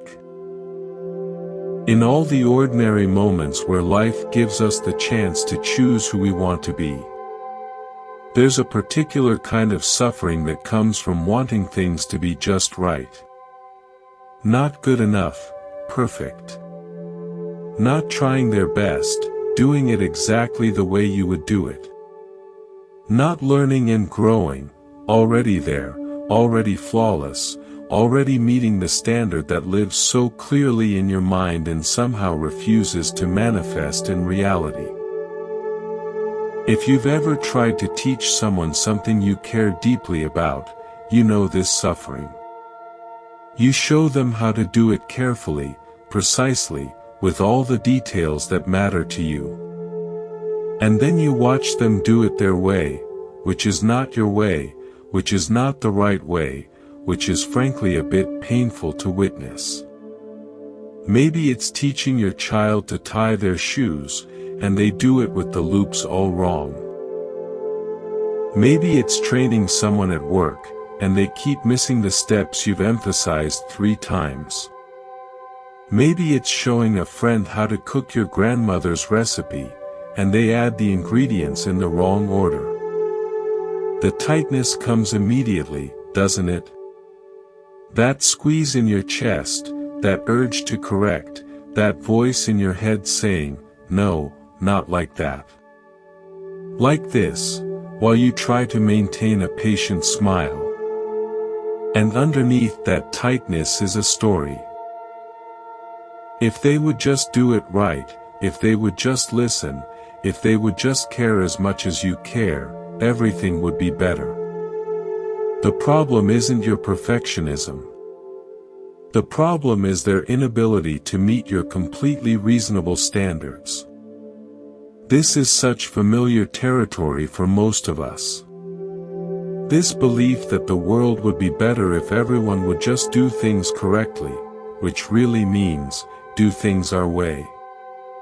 There's an old teaching story that cuts right to the heart of this. In 17th century Japan, there was a Zen master named Bankei who taught at a monastery. He was known for his direct, simple teachings and his profound compassion. Students came from all over to practice with him, and the community grew large. Among the monks was one who had a problem: he stole. Not once, not accidentally, but repeatedly. Small things at first, then larger things. Other monks' belongings would go missing and eventually turn up in this monk's quarters. The community was in an uproar. This was unacceptable. This monk was breaking the precepts, violating trust, disrupting the harmony of practice. He needed to be expelled, immediately. They went to Bankei with their demand: send this monk away. He's ruining everything. His presence is making it impossible for the rest of us to practice properly. He doesn't belong here. Bankei listened to all of this, and then said something that shocked them: if you expel this monk, where will he go to learn? If you cannot accept him with his imperfections, then I will leave instead. You are all wise and good practitioners, you can find another teacher anywhere. But this monk needs this community. If we expel him, we abandon him to his suffering with no path forward. The monks were stunned. They had expected support for their righteous anger, validation of their standards, agreement that imperfection cannot be tolerated. Instead, their teacher was willing to leave rather than expel someone who was clearly in the wrong. So they stayed. The thief stayed. And something interesting began to happen. The monk who stole, knowing he had been accepted despite his worst behavior, knowing the community chose to keep him even when he didn't deserve it, began to change. Not overnight, not dramatically, but gradually. The stealing stopped. He began to practice more sincerely. Eventually, he transformed into one of the community's most dedicated practitioners. What changed him wasn't harsh judgment, wasn't punishment, wasn't being held to an impossible standard of immediate perfection. What changed him was being accepted in his imperfection. Being held by a community that refused to give up on him. Being taught by a teacher who valued his potential more than his past mistakes. This story is medicine for those of us who struggle with perfectionism, either toward ourselves or toward others. Because here's what we often miss: when we demand perfection, when we judge harshly, when we can't tolerate people learning at their own pace in their own way, we're not helping them improve, we're actually making it harder for them to grow. Think about a time someone was harsh with you about your mistakes. Maybe a teacher who criticized instead of encouraged. A parent who focused on your failures instead of your efforts. A boss who only noticed what you did wrong. Did that harshness make you better? Or did it make you defensive, anxious, afraid to try, bitter about the impossibility of ever being good enough? Most of us shut down under harsh judgment. We stop taking risks because failure is too painful. We stop being creative because creativity requires experimentation, and experimentation means things won't be perfect. We stop growing because growth requires making mistakes. And mistakes are evidence that we're not good enough. The same is true when we're the ones doing the judging. When we can't tolerate other people's imperfections, when we're constantly trying to make everyone around us meet our standards, we create an atmosphere where no one can breathe. We think we're helping, we're teaching, we're correcting, we're maintaining standards. But often we're just spreading our own anxiety about not being perfect, projecting our own harsh inner critic onto everyone around us. And here's the really painful part: this way of being makes us bitter. When you spend your energy trying to make everyone perfect, trying to control every outcome, trying to ensure that things are done exactly right, you're fighting a battle you cannot win, because people will continue to be imperfect. They will continue to learn slowly, make mistakes, do things their own way. They will continue to be human. And your relationship to their humanity, whether you meet it with judgment or with compassion, determines whether you become bitter or remain open. Imagine you're teaching someone something you know well. Maybe it's a skill you've mastered through years of practice, or a tradition that's important to you, or a method you've perfected. You care about this deeply. You want to pass it on correctly. And the person you're teaching keeps getting it wrong. They miss the nuance. They skip steps. They add their own interpretation that completely misses the point. You correct them once, twice, 3 times, and still they don't get it quite right. In that moment, you have a choice. You can tighten further, get frustrated, critical, impatient.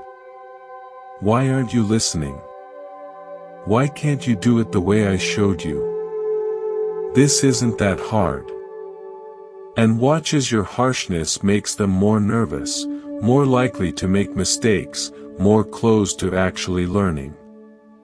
Or you can soften. Remember that you also once didn't know this. That you also made mistakes when learning. That everyone's path to mastery looks different.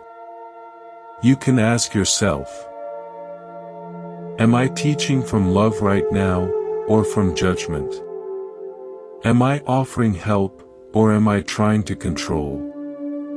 Am I supporting their growth, or am I protecting my own ego? This shift from judgment to compassion is the practice. And it's not easy, especially when you care deeply about the thing you're teaching. The Buddha taught about right speech as part of the Eightfold Path.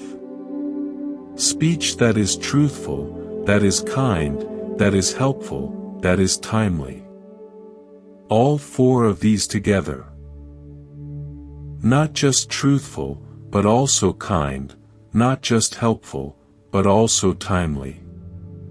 When we correct someone harshly, we might be truthful, yes, they did it wrong, but we're missing the kindness, the helpfulness, the timing that would actually support their learning. What if, instead of no, not like that, we said, let me show you again, here's what I found helpful. What if, instead of sighing in frustration, we took a breath and remembered what it felt like to be the student, uncertain and trying? What if we asked ourselves before we speak, is this coming from my desire to help them grow, or from my anxiety about things not being perfect? Because there's a huge difference between those two motivations. One creates spaciousness for learning. The other creates contraction and fear. And the honest truth is, most of us are still learning this ourselves. We're still practicing how to teach from love instead of judgment. We're still working on loosening our grip on how things should be. We're still discovering that our way isn't the only way, that perfection isn't the goal, that presence and care matter more than flawless execution. There's something deeply freeing in admitting this, I'm still learning. I haven't arrived. I still get frustrated when people don't do things my way. I still judge when I mean to be compassionate. I still have a long way to go. But I can also see the aspiration clearly now. I want to teach from love, not from control. I want to offer guidance that helps rather than corrections that harm. I want to create space for people to learn at their own pace, in their own way, with all the messy imperfection that real learning requires.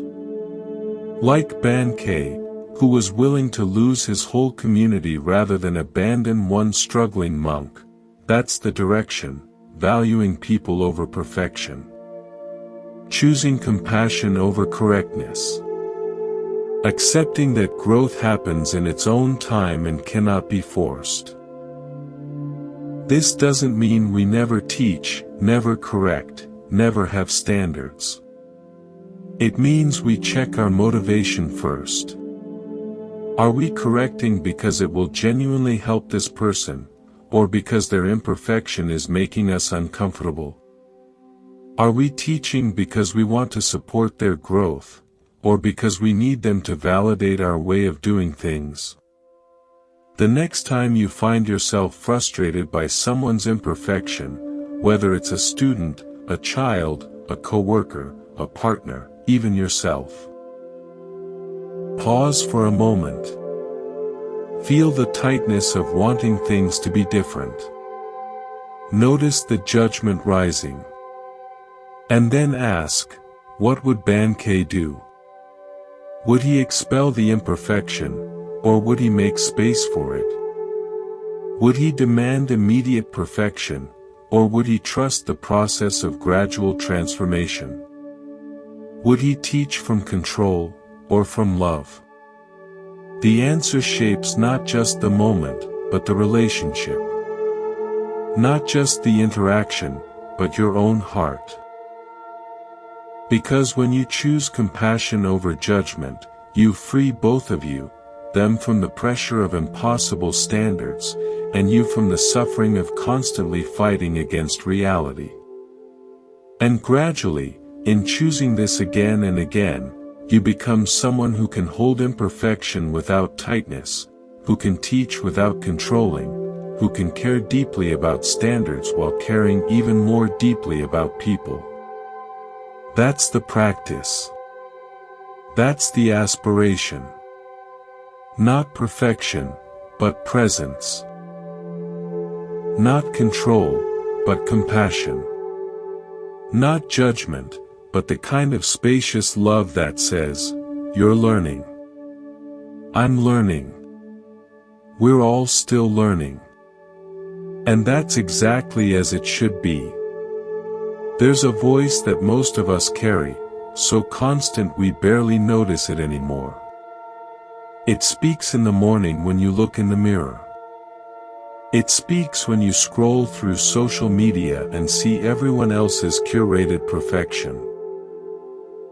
It speaks when you compare your career to your peers, your body to the images everywhere, your life to some invisible standard that always seems just out of reach.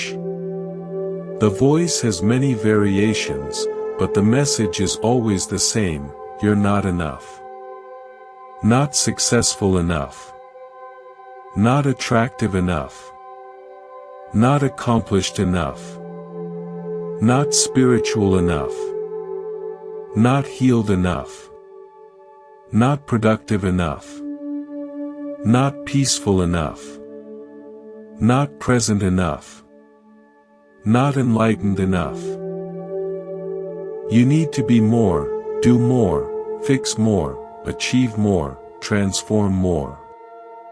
And then, maybe, if you work hard enough and improve enough and finally become good enough, you'll be worthy of rest, of love, of simply being here. This is the water we swim in. This is the collective message pumped into us from every direction. So pervasive we think it's just reality, just truth, just the way things are.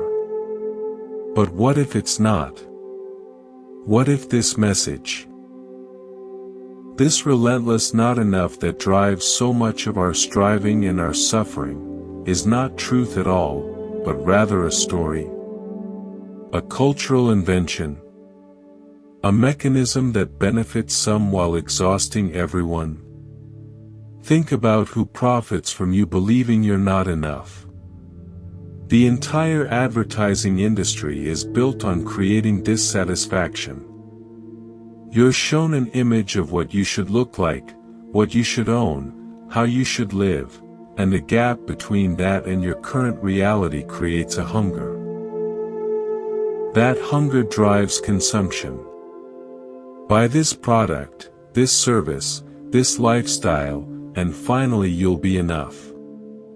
Except you won't be, because the moment you acquire one thing, another not enough appears.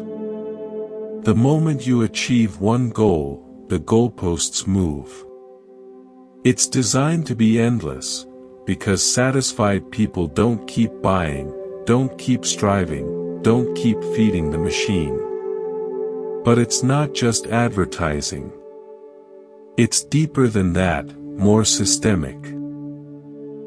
Many of us were raised with these messages from the very beginning. Well-meaning parents who wanted us to succeed pushed us to do better, be better, achieve more. Teachers who measured our worth by grades and test scores. Peers who reinforced hierarchies of who was cool, attractive, valuable.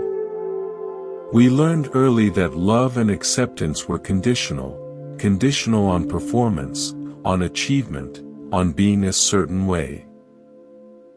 And we internalized that conditionality so deeply that even now, as adults, we can't quite believe we're worthy of love just for existing. So we keep pushing, keep improving, keep trying to earn the acceptance that should have been our birthright. And here's what's painful to recognize: this isn't just individual suffering. This is collective. We're all doing this to each other and to ourselves, perpetuating a culture that makes everyone exhausted and no one enough. When you judge yourself harshly, you're more likely to judge others harshly. When you can't accept your own imperfection, you struggle to accept anyone else's. When you're constantly trying to prove your worth, you unconsciously participate in systems that rank and measure and sort people into worthy and unworthy. The discrimination we see in the world, the violence, the separation, the dehumanization, it mirrors the discrimination we carry inside. The way we divide people into categories of better and worse, valuable and disposable, deserving and undeserving. We do this to ourselves first. We look at parts of ourselves and say, this is good, this is acceptable, and other parts and say, this is bad, this must be eliminated. We try to expel the uncomfortable feelings, the unwanted patterns, the aspects of ourselves that don't fit the image of who we think we should be. But what if the path forward isn't more division, more expulsion, more trying to cut away everything that's not perfect? What if the path forward is integration, acceptance, tending to all of it, the light and the shadow, the growth and the struggle, the beauty and the messiness, with equal care? The Buddha taught about the middle way, not punishing ourselves into perfection, not indulging every impulse, but finding a path of wise balance and compassion. He taught that transformation doesn't come from harsh self-judgment, but from clear seeing combined with kindness. When you see your anger clearly but meet it with compassion, you're here because you're trying to protect something. Let me understand what you need, that anger can transform. When you see your fear clearly but meet it with kindness, you're here because something feels threatening. Let me tend to that fear can soften. But when you see your anger or fear and immediately judge it, reject it, try to force it away, it doesn't transform. It goes underground. It festers. It grows stronger in the dark. The same is true collectively. When we see suffering in the world and respond with more judgment, more separation, more us versus them, the suffering doesn't heal. It intensifies. But when we can hold the suffering with compassion, when we can tend to it rather than reject it, when we can see that the violence and separation out there is connected to the violence and separation we carry in here, then something can shift. This is where the practice becomes radical, becomes revolutionary. What if you woke up tomorrow and decided, just for one day, that you were enough exactly as you are? Not I'll be enough when I lose weight, get the promotion, fix my anxiety, become more spiritual, but right now, in this body, with this history, with these struggles and these gifts, I am enough. What would change? You might move through your day differently, less frantic, less driven by the anxiety of not measuring up. You might be kinder to yourself when you make a mistake, knowing that mistakes don't diminish your fundamental worth. You might stop comparing yourself to others quite so much, because you're no longer trying to prove anything. And you might find that you're actually kinder to others, too, because when you're not constantly judging yourself, you naturally judge others less. When you've accepted your own imperfection, you can hold space for theirs. When you know in your bones that you're enough, you stop needing others to be less than you to feel okay about yourself. This is the gift we can give to the next generation. Not more pressure, not higher standards, not a longer list of what they need to achieve to be acceptable, but permission to be enough as they are. Children learn not from what we say, but from what we embody. If we tell them they're perfect while treating ourselves like we're fundamentally flawed, they learn the latter. If we preach self-love while practicing self-criticism, they learn to criticize themselves. If we say you're enough while acting like we're never enough, they inherit the acting, not the saying. But if we can actually live it, if we can show them, through our being, what it looks like to accept ourselves, to tend to our struggles with compassion, to move through the world knowing we're fundamentally okay even as we continue to grow and learn, that becomes possible for them, too. This is what it means to change culture. Not through grand gestures or perfect activism, but through the daily practice of being with ourselves and each other differently. What if we set an intention together, here now? Not a rigid resolution or another goal to fail at, but a gentle, collective aspiration to practice knowing we're enough. To notice when the not enough voice arises, and instead of believing it automatically, to pause and ask, is this true? Or is this a story I've inherited, a message I've absorbed, a habit of thinking that doesn't actually serve my growth or well-being? To catch ourselves when we're pushing from a place of I'm broken and need fixing, and instead see if we can approach growth from a place of I'm whole, and I'm curious about expanding. To recognize that sustainable transformation comes not from self-hatred but from self-acceptance, not passive resignation, but active compassion for ourselves as we are right now. Which paradoxically creates more space for change than constant criticism ever could. And to remember that this practice ripples outward. When you stop treating yourself like you're not enough, you naturally stop treating others that way, too. When you can hold your own complexity with compassion, you can hold the world's complexity with more wisdom. The Buddha taught that all beings have Buddha nature. Inherent wisdom, inherent capacity for awakening, inherent worth that isn't earned or achieved, but simply is. Not because you're enlightened or perfect or beyond struggle, but because you're alive, aware, part of this vast web of existence. You don't have to earn your place here. You already belong. The tree doesn't earn its place in the forest by being the tallest or having the most perfect leaves. It belongs because it's part of the forest. Contributing to the ecosystem just by being what it is, growing at its own pace, weathering storms, offering what it offers, receiving what it needs. You're like this, too. You belong to the web of life not because of what you achieve, but because you're here, breathing, being, contributing your unique presence to the whole. And when we can hold this truth, really hold it, not just understand it intellectually but feel it in our bodies, in our being, we become part of the solution instead of perpetuating the problem.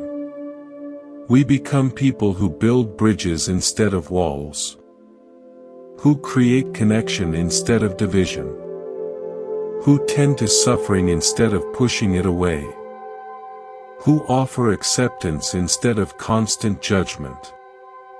This doesn't mean we ignore harmful behavior or enable suffering. It means we recognize that people, including ourselves, are more than their worst moments, their current struggles, their imperfect attempts at living.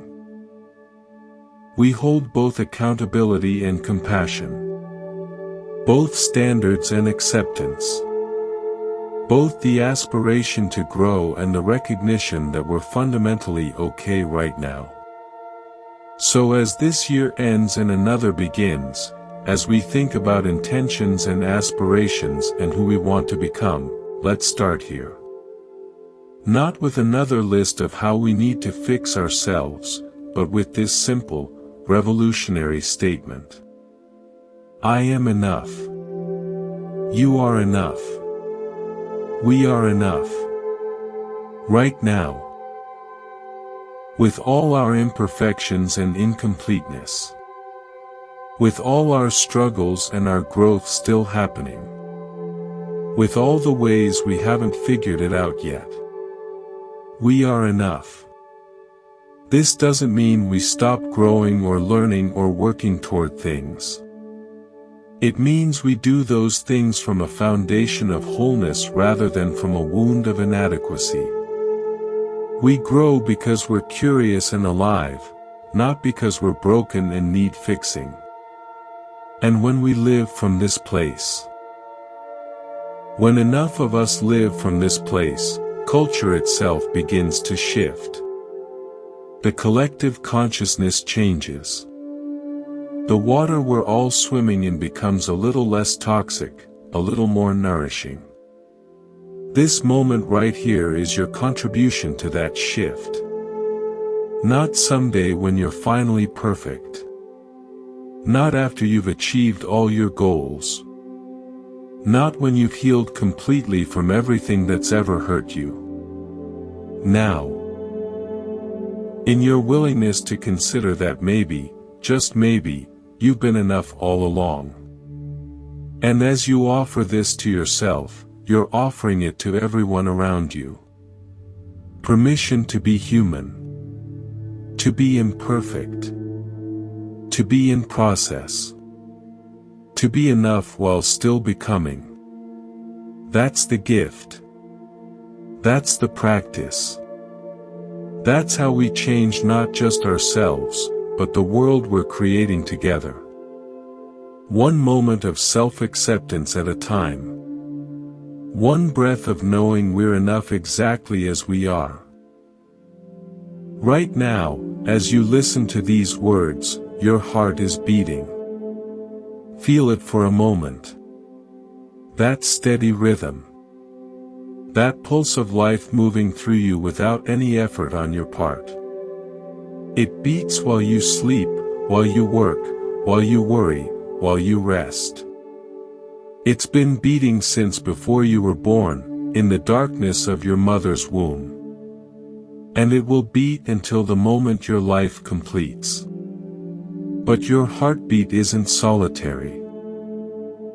It's echoing the heartbeat of your mother, which echoed the heartbeat of her mother, which echoed back through generations you never knew but whose lives made yours possible.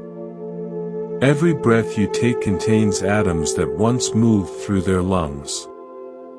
Every cell in your body carries genetic memory from ancestors whose names you'll never know, but whose struggles, whose survival, whose love brought you here. And your heartbeat reaches forward, too. If you have children or will have children, your rhythm becomes part of theirs. If you don't have biological children, your actions, your words, your way of being still ripples into the future, influencing people you'll never meet, shaping a world you'll never see. This is what the Buddha taught about when he spoke of interbeing. The truth that nothing exists separately, that everything arises in connection with everything else, that the boundaries we draw between self and other, between me and world, between past and future are real in one sense but illusory in a deeper sense. You are not a separate self, isolated and independent. You are a process. A flow. A meeting place of countless conditions, genetic, cultural, environmental, historical, all converging in this moment to create the experience of you. Look at your hand right now. Seems solid. Seems clearly yours. Seems separate from everything else. But that hand is made of food you ate that came from soil and sun and rain and the labor of farmers and truck drivers and grocery store workers. It's made of water that cycled through clouds and rivers and treatment plants and pipes to reach you. It's shaped by DNA from your parents and their parents stretching back millennia. Where does your hand begin and the rest of the world end? The boundaries are fuzzy, permeable, arbitrary. You are continuous with the world, not separate from it. And this isn't just poetic philosophy. It's practical truth that changes how we live. When you understand interbeing, when you really feel it in your body and not just know it in your head, you can't consume without awareness of impact. You can't act without recognizing that your actions ripple outward, touching systems and beings far beyond what you can see. The meal you eat connects you to soil health, to farming practices, to labor conditions, to climate patterns, to the future availability of food for people you'll never meet. The words you speak create emotional weather that affects not just the person hearing them, but everyone that person encounters afterward, carrying your tone, your kindness or harshness, into interactions you'll never witness. You're not a separate point acting on the world from the outside. You're a thread in the web. And when you move, the whole web vibrates. This understanding could be overwhelming if everything connects to everything. How can we possibly make good choices? But actually, it simplifies things, because if you're not separate from the environment, then caring for the environment isn't some altruistic duty. It's self-care. The air you breathe tomorrow is being created by trees today. The water you'll drink next year is moving through watersheds right now. The climate your children will inherit is being shaped by actions taken this moment. When you live deeply in this present moment, when you're fully here, fully aware, fully engaged with what is, that itself becomes your best contribution. Not because you're trying to save the world, but because conscious, present living naturally tends toward less harm, more care, greater wisdom about how your choices ripple outward. And here's where this expansive understanding meets the intimate reality of your daily life. Tomorrow morning, you'll wake up. You'll open your eyes to a new day. And in that first moment of consciousness, you'll have a choice you might not even realize you're making. You can wake up already anxious about everything you have to do, already behind before you've even started, already moving from task to task in your mind while your body is still in bed. Or you can pause. You can take one conscious breath before reaching for your phone. You can feel your body in the bed. Hear the sounds around you. Notice the light or darkness. And ask yourself a simple question: I have 24 hours ahead of me. How would I like to live them? Not what do I need to accomplish today?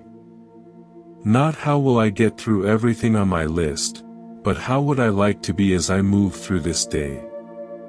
This question changes everything, because most of us focus on the doing, the tasks, the goals, the productivity, the achievement. We measure the day by what we got done, what we checked off, what we accomplished. And we miss the being, the quality of presence we brought, the kindness or harshness in our interactions, the peace or anxiety we carried through our hours. But being is the foundation. How you are determines how you do what you do. You can wash dishes with resentment, mind elsewhere, hands moving mechanically while you replay an argument or worry about tomorrow. Or you can wash dishes with presence. Feeling the warm water, seeing the soap bubbles, engaging fully with this simple act of care for the things that nourish you. Same task. Completely different quality of being. And that quality ripples outward. The person who washes dishes with presence brings that presence to their next interaction. The person who washes dishes with resentment carries that resentment forward. The Buddha taught about mindfulness, concentration, and insight as the threefold training. Not as abstract concepts, but as lived practices that shape every moment. Mindfulness means being aware of what's actually happening right now rather than lost in thought about past or future. Concentration means gathering your scattered attention and bringing it fully to what's here. Insight means seeing clearly into the nature of things, impermanence, interbeing, the causes of suffering, and the path to freedom. These aren't things you do only on a meditation cushion. They're ways of being that you can bring to every moment of your day. When you're stuck in traffic, you can practice mindfulness, noticing the frustration arising, feeling it in your body, seeing the thoughts that spin around it, and choosing whether to believe and follow those thoughts or simply let them be while you breathe and accept what is. When you're listening to someone speak, you can practice concentration. Gathering your attention away from your own thoughts, your planned response, your phone, and bringing it fully to this person, this moment, this connection. When you notice yourself rushing through your morning routine, you can practice insight. Seeing that the rushing comes from a belief that you don't have enough time, investigating whether that's actually true, recognizing that this moment is your life happening and you're missing it in the attempt to get to some future moment that never quite arrives. This is what it means to embody the teachings rather than just know them. You probably have a busy schedule tomorrow. Most of us do. There will be things you need to do, places you need to be, responsibilities you need to meet. You can't change that. But you can change how you show up for it. You can show up rushed and resentful, or you can show up present and engaged. You can show up defended and protecting, or you can show up open and curious.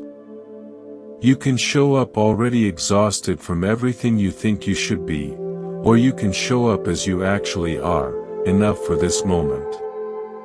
And when things don't go as planned, which they won't, because life is like that, you can invoke kindness. The meeting runs long. Traffic is worse than expected. Someone is short with you for reasons that have nothing to do with you. Your carefully planned day falls apart by 10 a.m. In that moment, you have a choice. You can tighten further, add your frustration to the situation, make everything harder for yourself and everyone around you. Or you can soften, breathe, find even a small bit of kindness for yourself and the imperfect unfolding of the day. This isn't weakness. This isn't being passive or accepting whatever happens without boundaries or agency. This is wisdom, recognizing that your resistance to what's already happened only adds suffering to difficulty, that your kindness in challenging moments is often the most powerful thing you can offer. What you cultivate in these small moments adds up to the texture of your life. If you practice kindness when things go wrong, you become someone for whom kindness is available even in difficult times. If you practice presence during mundane tasks, you become someone who can be present for the meaningful ones, too. If you practice freedom from collective anxiety at the airport or in line or in traffic, you become someone who carries freedom as a quality of being rather than constantly seeking it as a future achievement. Loving kindness, freedom, peace, these aren't abstract notions or nice ideas.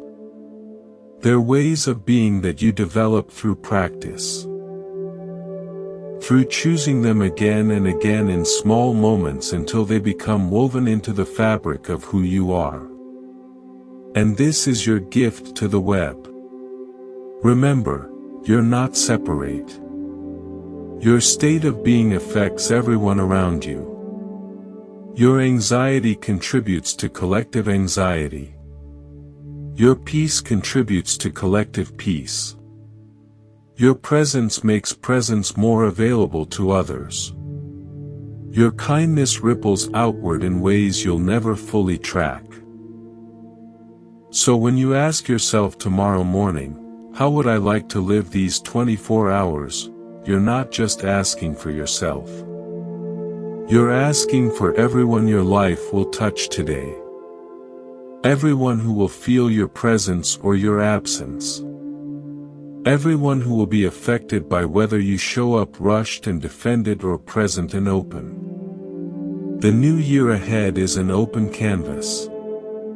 But actually, every day is an open canvas. Every moment is a brushstroke. The way you speak to your child. The attention you bring to your work.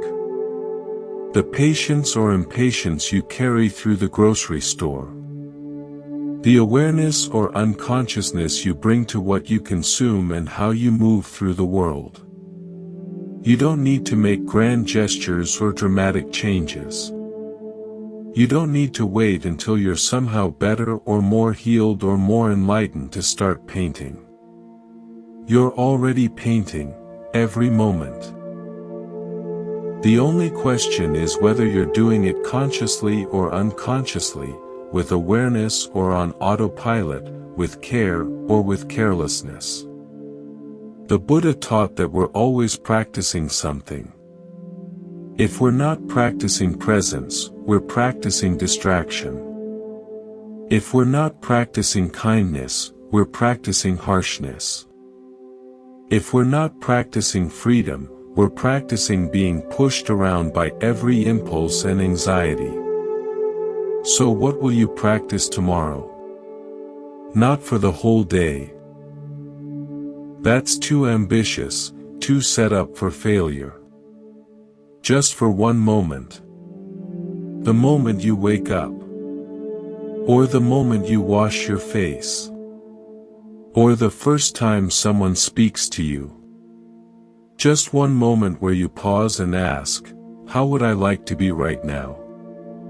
And maybe the answer is, present, kind, free from the pushing, connected to the web rather than feeling alone, aware that my heartbeat echoes backward through generations and forward into a future I'm helping create. This awareness doesn't have to make you heavy with responsibility. It can actually lighten things. When you realize you're part of something vast and ongoing, that your life is a thread in an ancient and continuing weave, your individual struggles become both more significant and less overwhelming. More significant, because they actually matter, because how you tend to your own consciousness contributes to collective consciousness, because your healing or your suffering affects the whole web.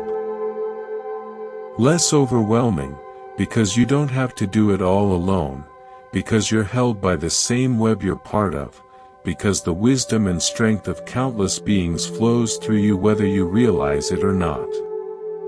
So tomorrow, when you wake, before you reach for your phone or start your mental to-do list or jump into the stream of urgency and obligation, pause. Feel your heartbeat. That rhythm that connects you to everyone who came before and everyone who will come after. Take one conscious breath. Ask yourself, how would I like to be today? And then, gently, with kindness for yourself and awareness of the web you're woven into, take your first step into the day. Not perfect, not figured out, not somehow better than you are, but present, intentional, and connected. That's the practice. That's the gift. That's how we paint the canvas together. Not through grand gestures, but through small moments of choosing to be awake rather than asleep, to be kind rather than harsh, to be present rather than lost in the endless stream of more, better, later. Your heartbeat in the web. Your days as brushstrokes. your being as your greatest contribution. Tomorrow begins now, in this moment of understanding. How will you meet it? So we return to where we began, to that moment of turning, this threshold between what was and what will be. You don't have to wait for January 1st to begin. You don't have to wait until you're healed or ready or somehow better than you are right now. If not now, when? The answer is simple, even if living it isn't always easy. Now. This breath. This moment. This being that you already are, complete, even as you continue growing. The blank page of a new year isn't something to fear. It's possibility. It's space. It's an invitation to show up for your life. Not perfectly, not flawlessly, but presently, one moment at a time. You already have everything you need for this. Not everything you think you need, but everything essential. This breath. This awareness. This capacity to begin again in any moment. Wherever you are listening from right now, whether it's your dawn or your midnight, whether you're alone or surrounded by others, whether you're at peace or struggling. You're not alone in this practice of being human, of learning to be present, of choosing again and again to meet life with awareness. Let yourself rest in this knowing. You're enough. This moment is enough. And tomorrow, when you wake, the practice continues, not as burden, but as gift. Not as something to perfect, but as something to live. Thank you for your presence here. Thank you for listening, for being willing to walk this path together. Take a breath now. Feel yourself here. And know that being is enough.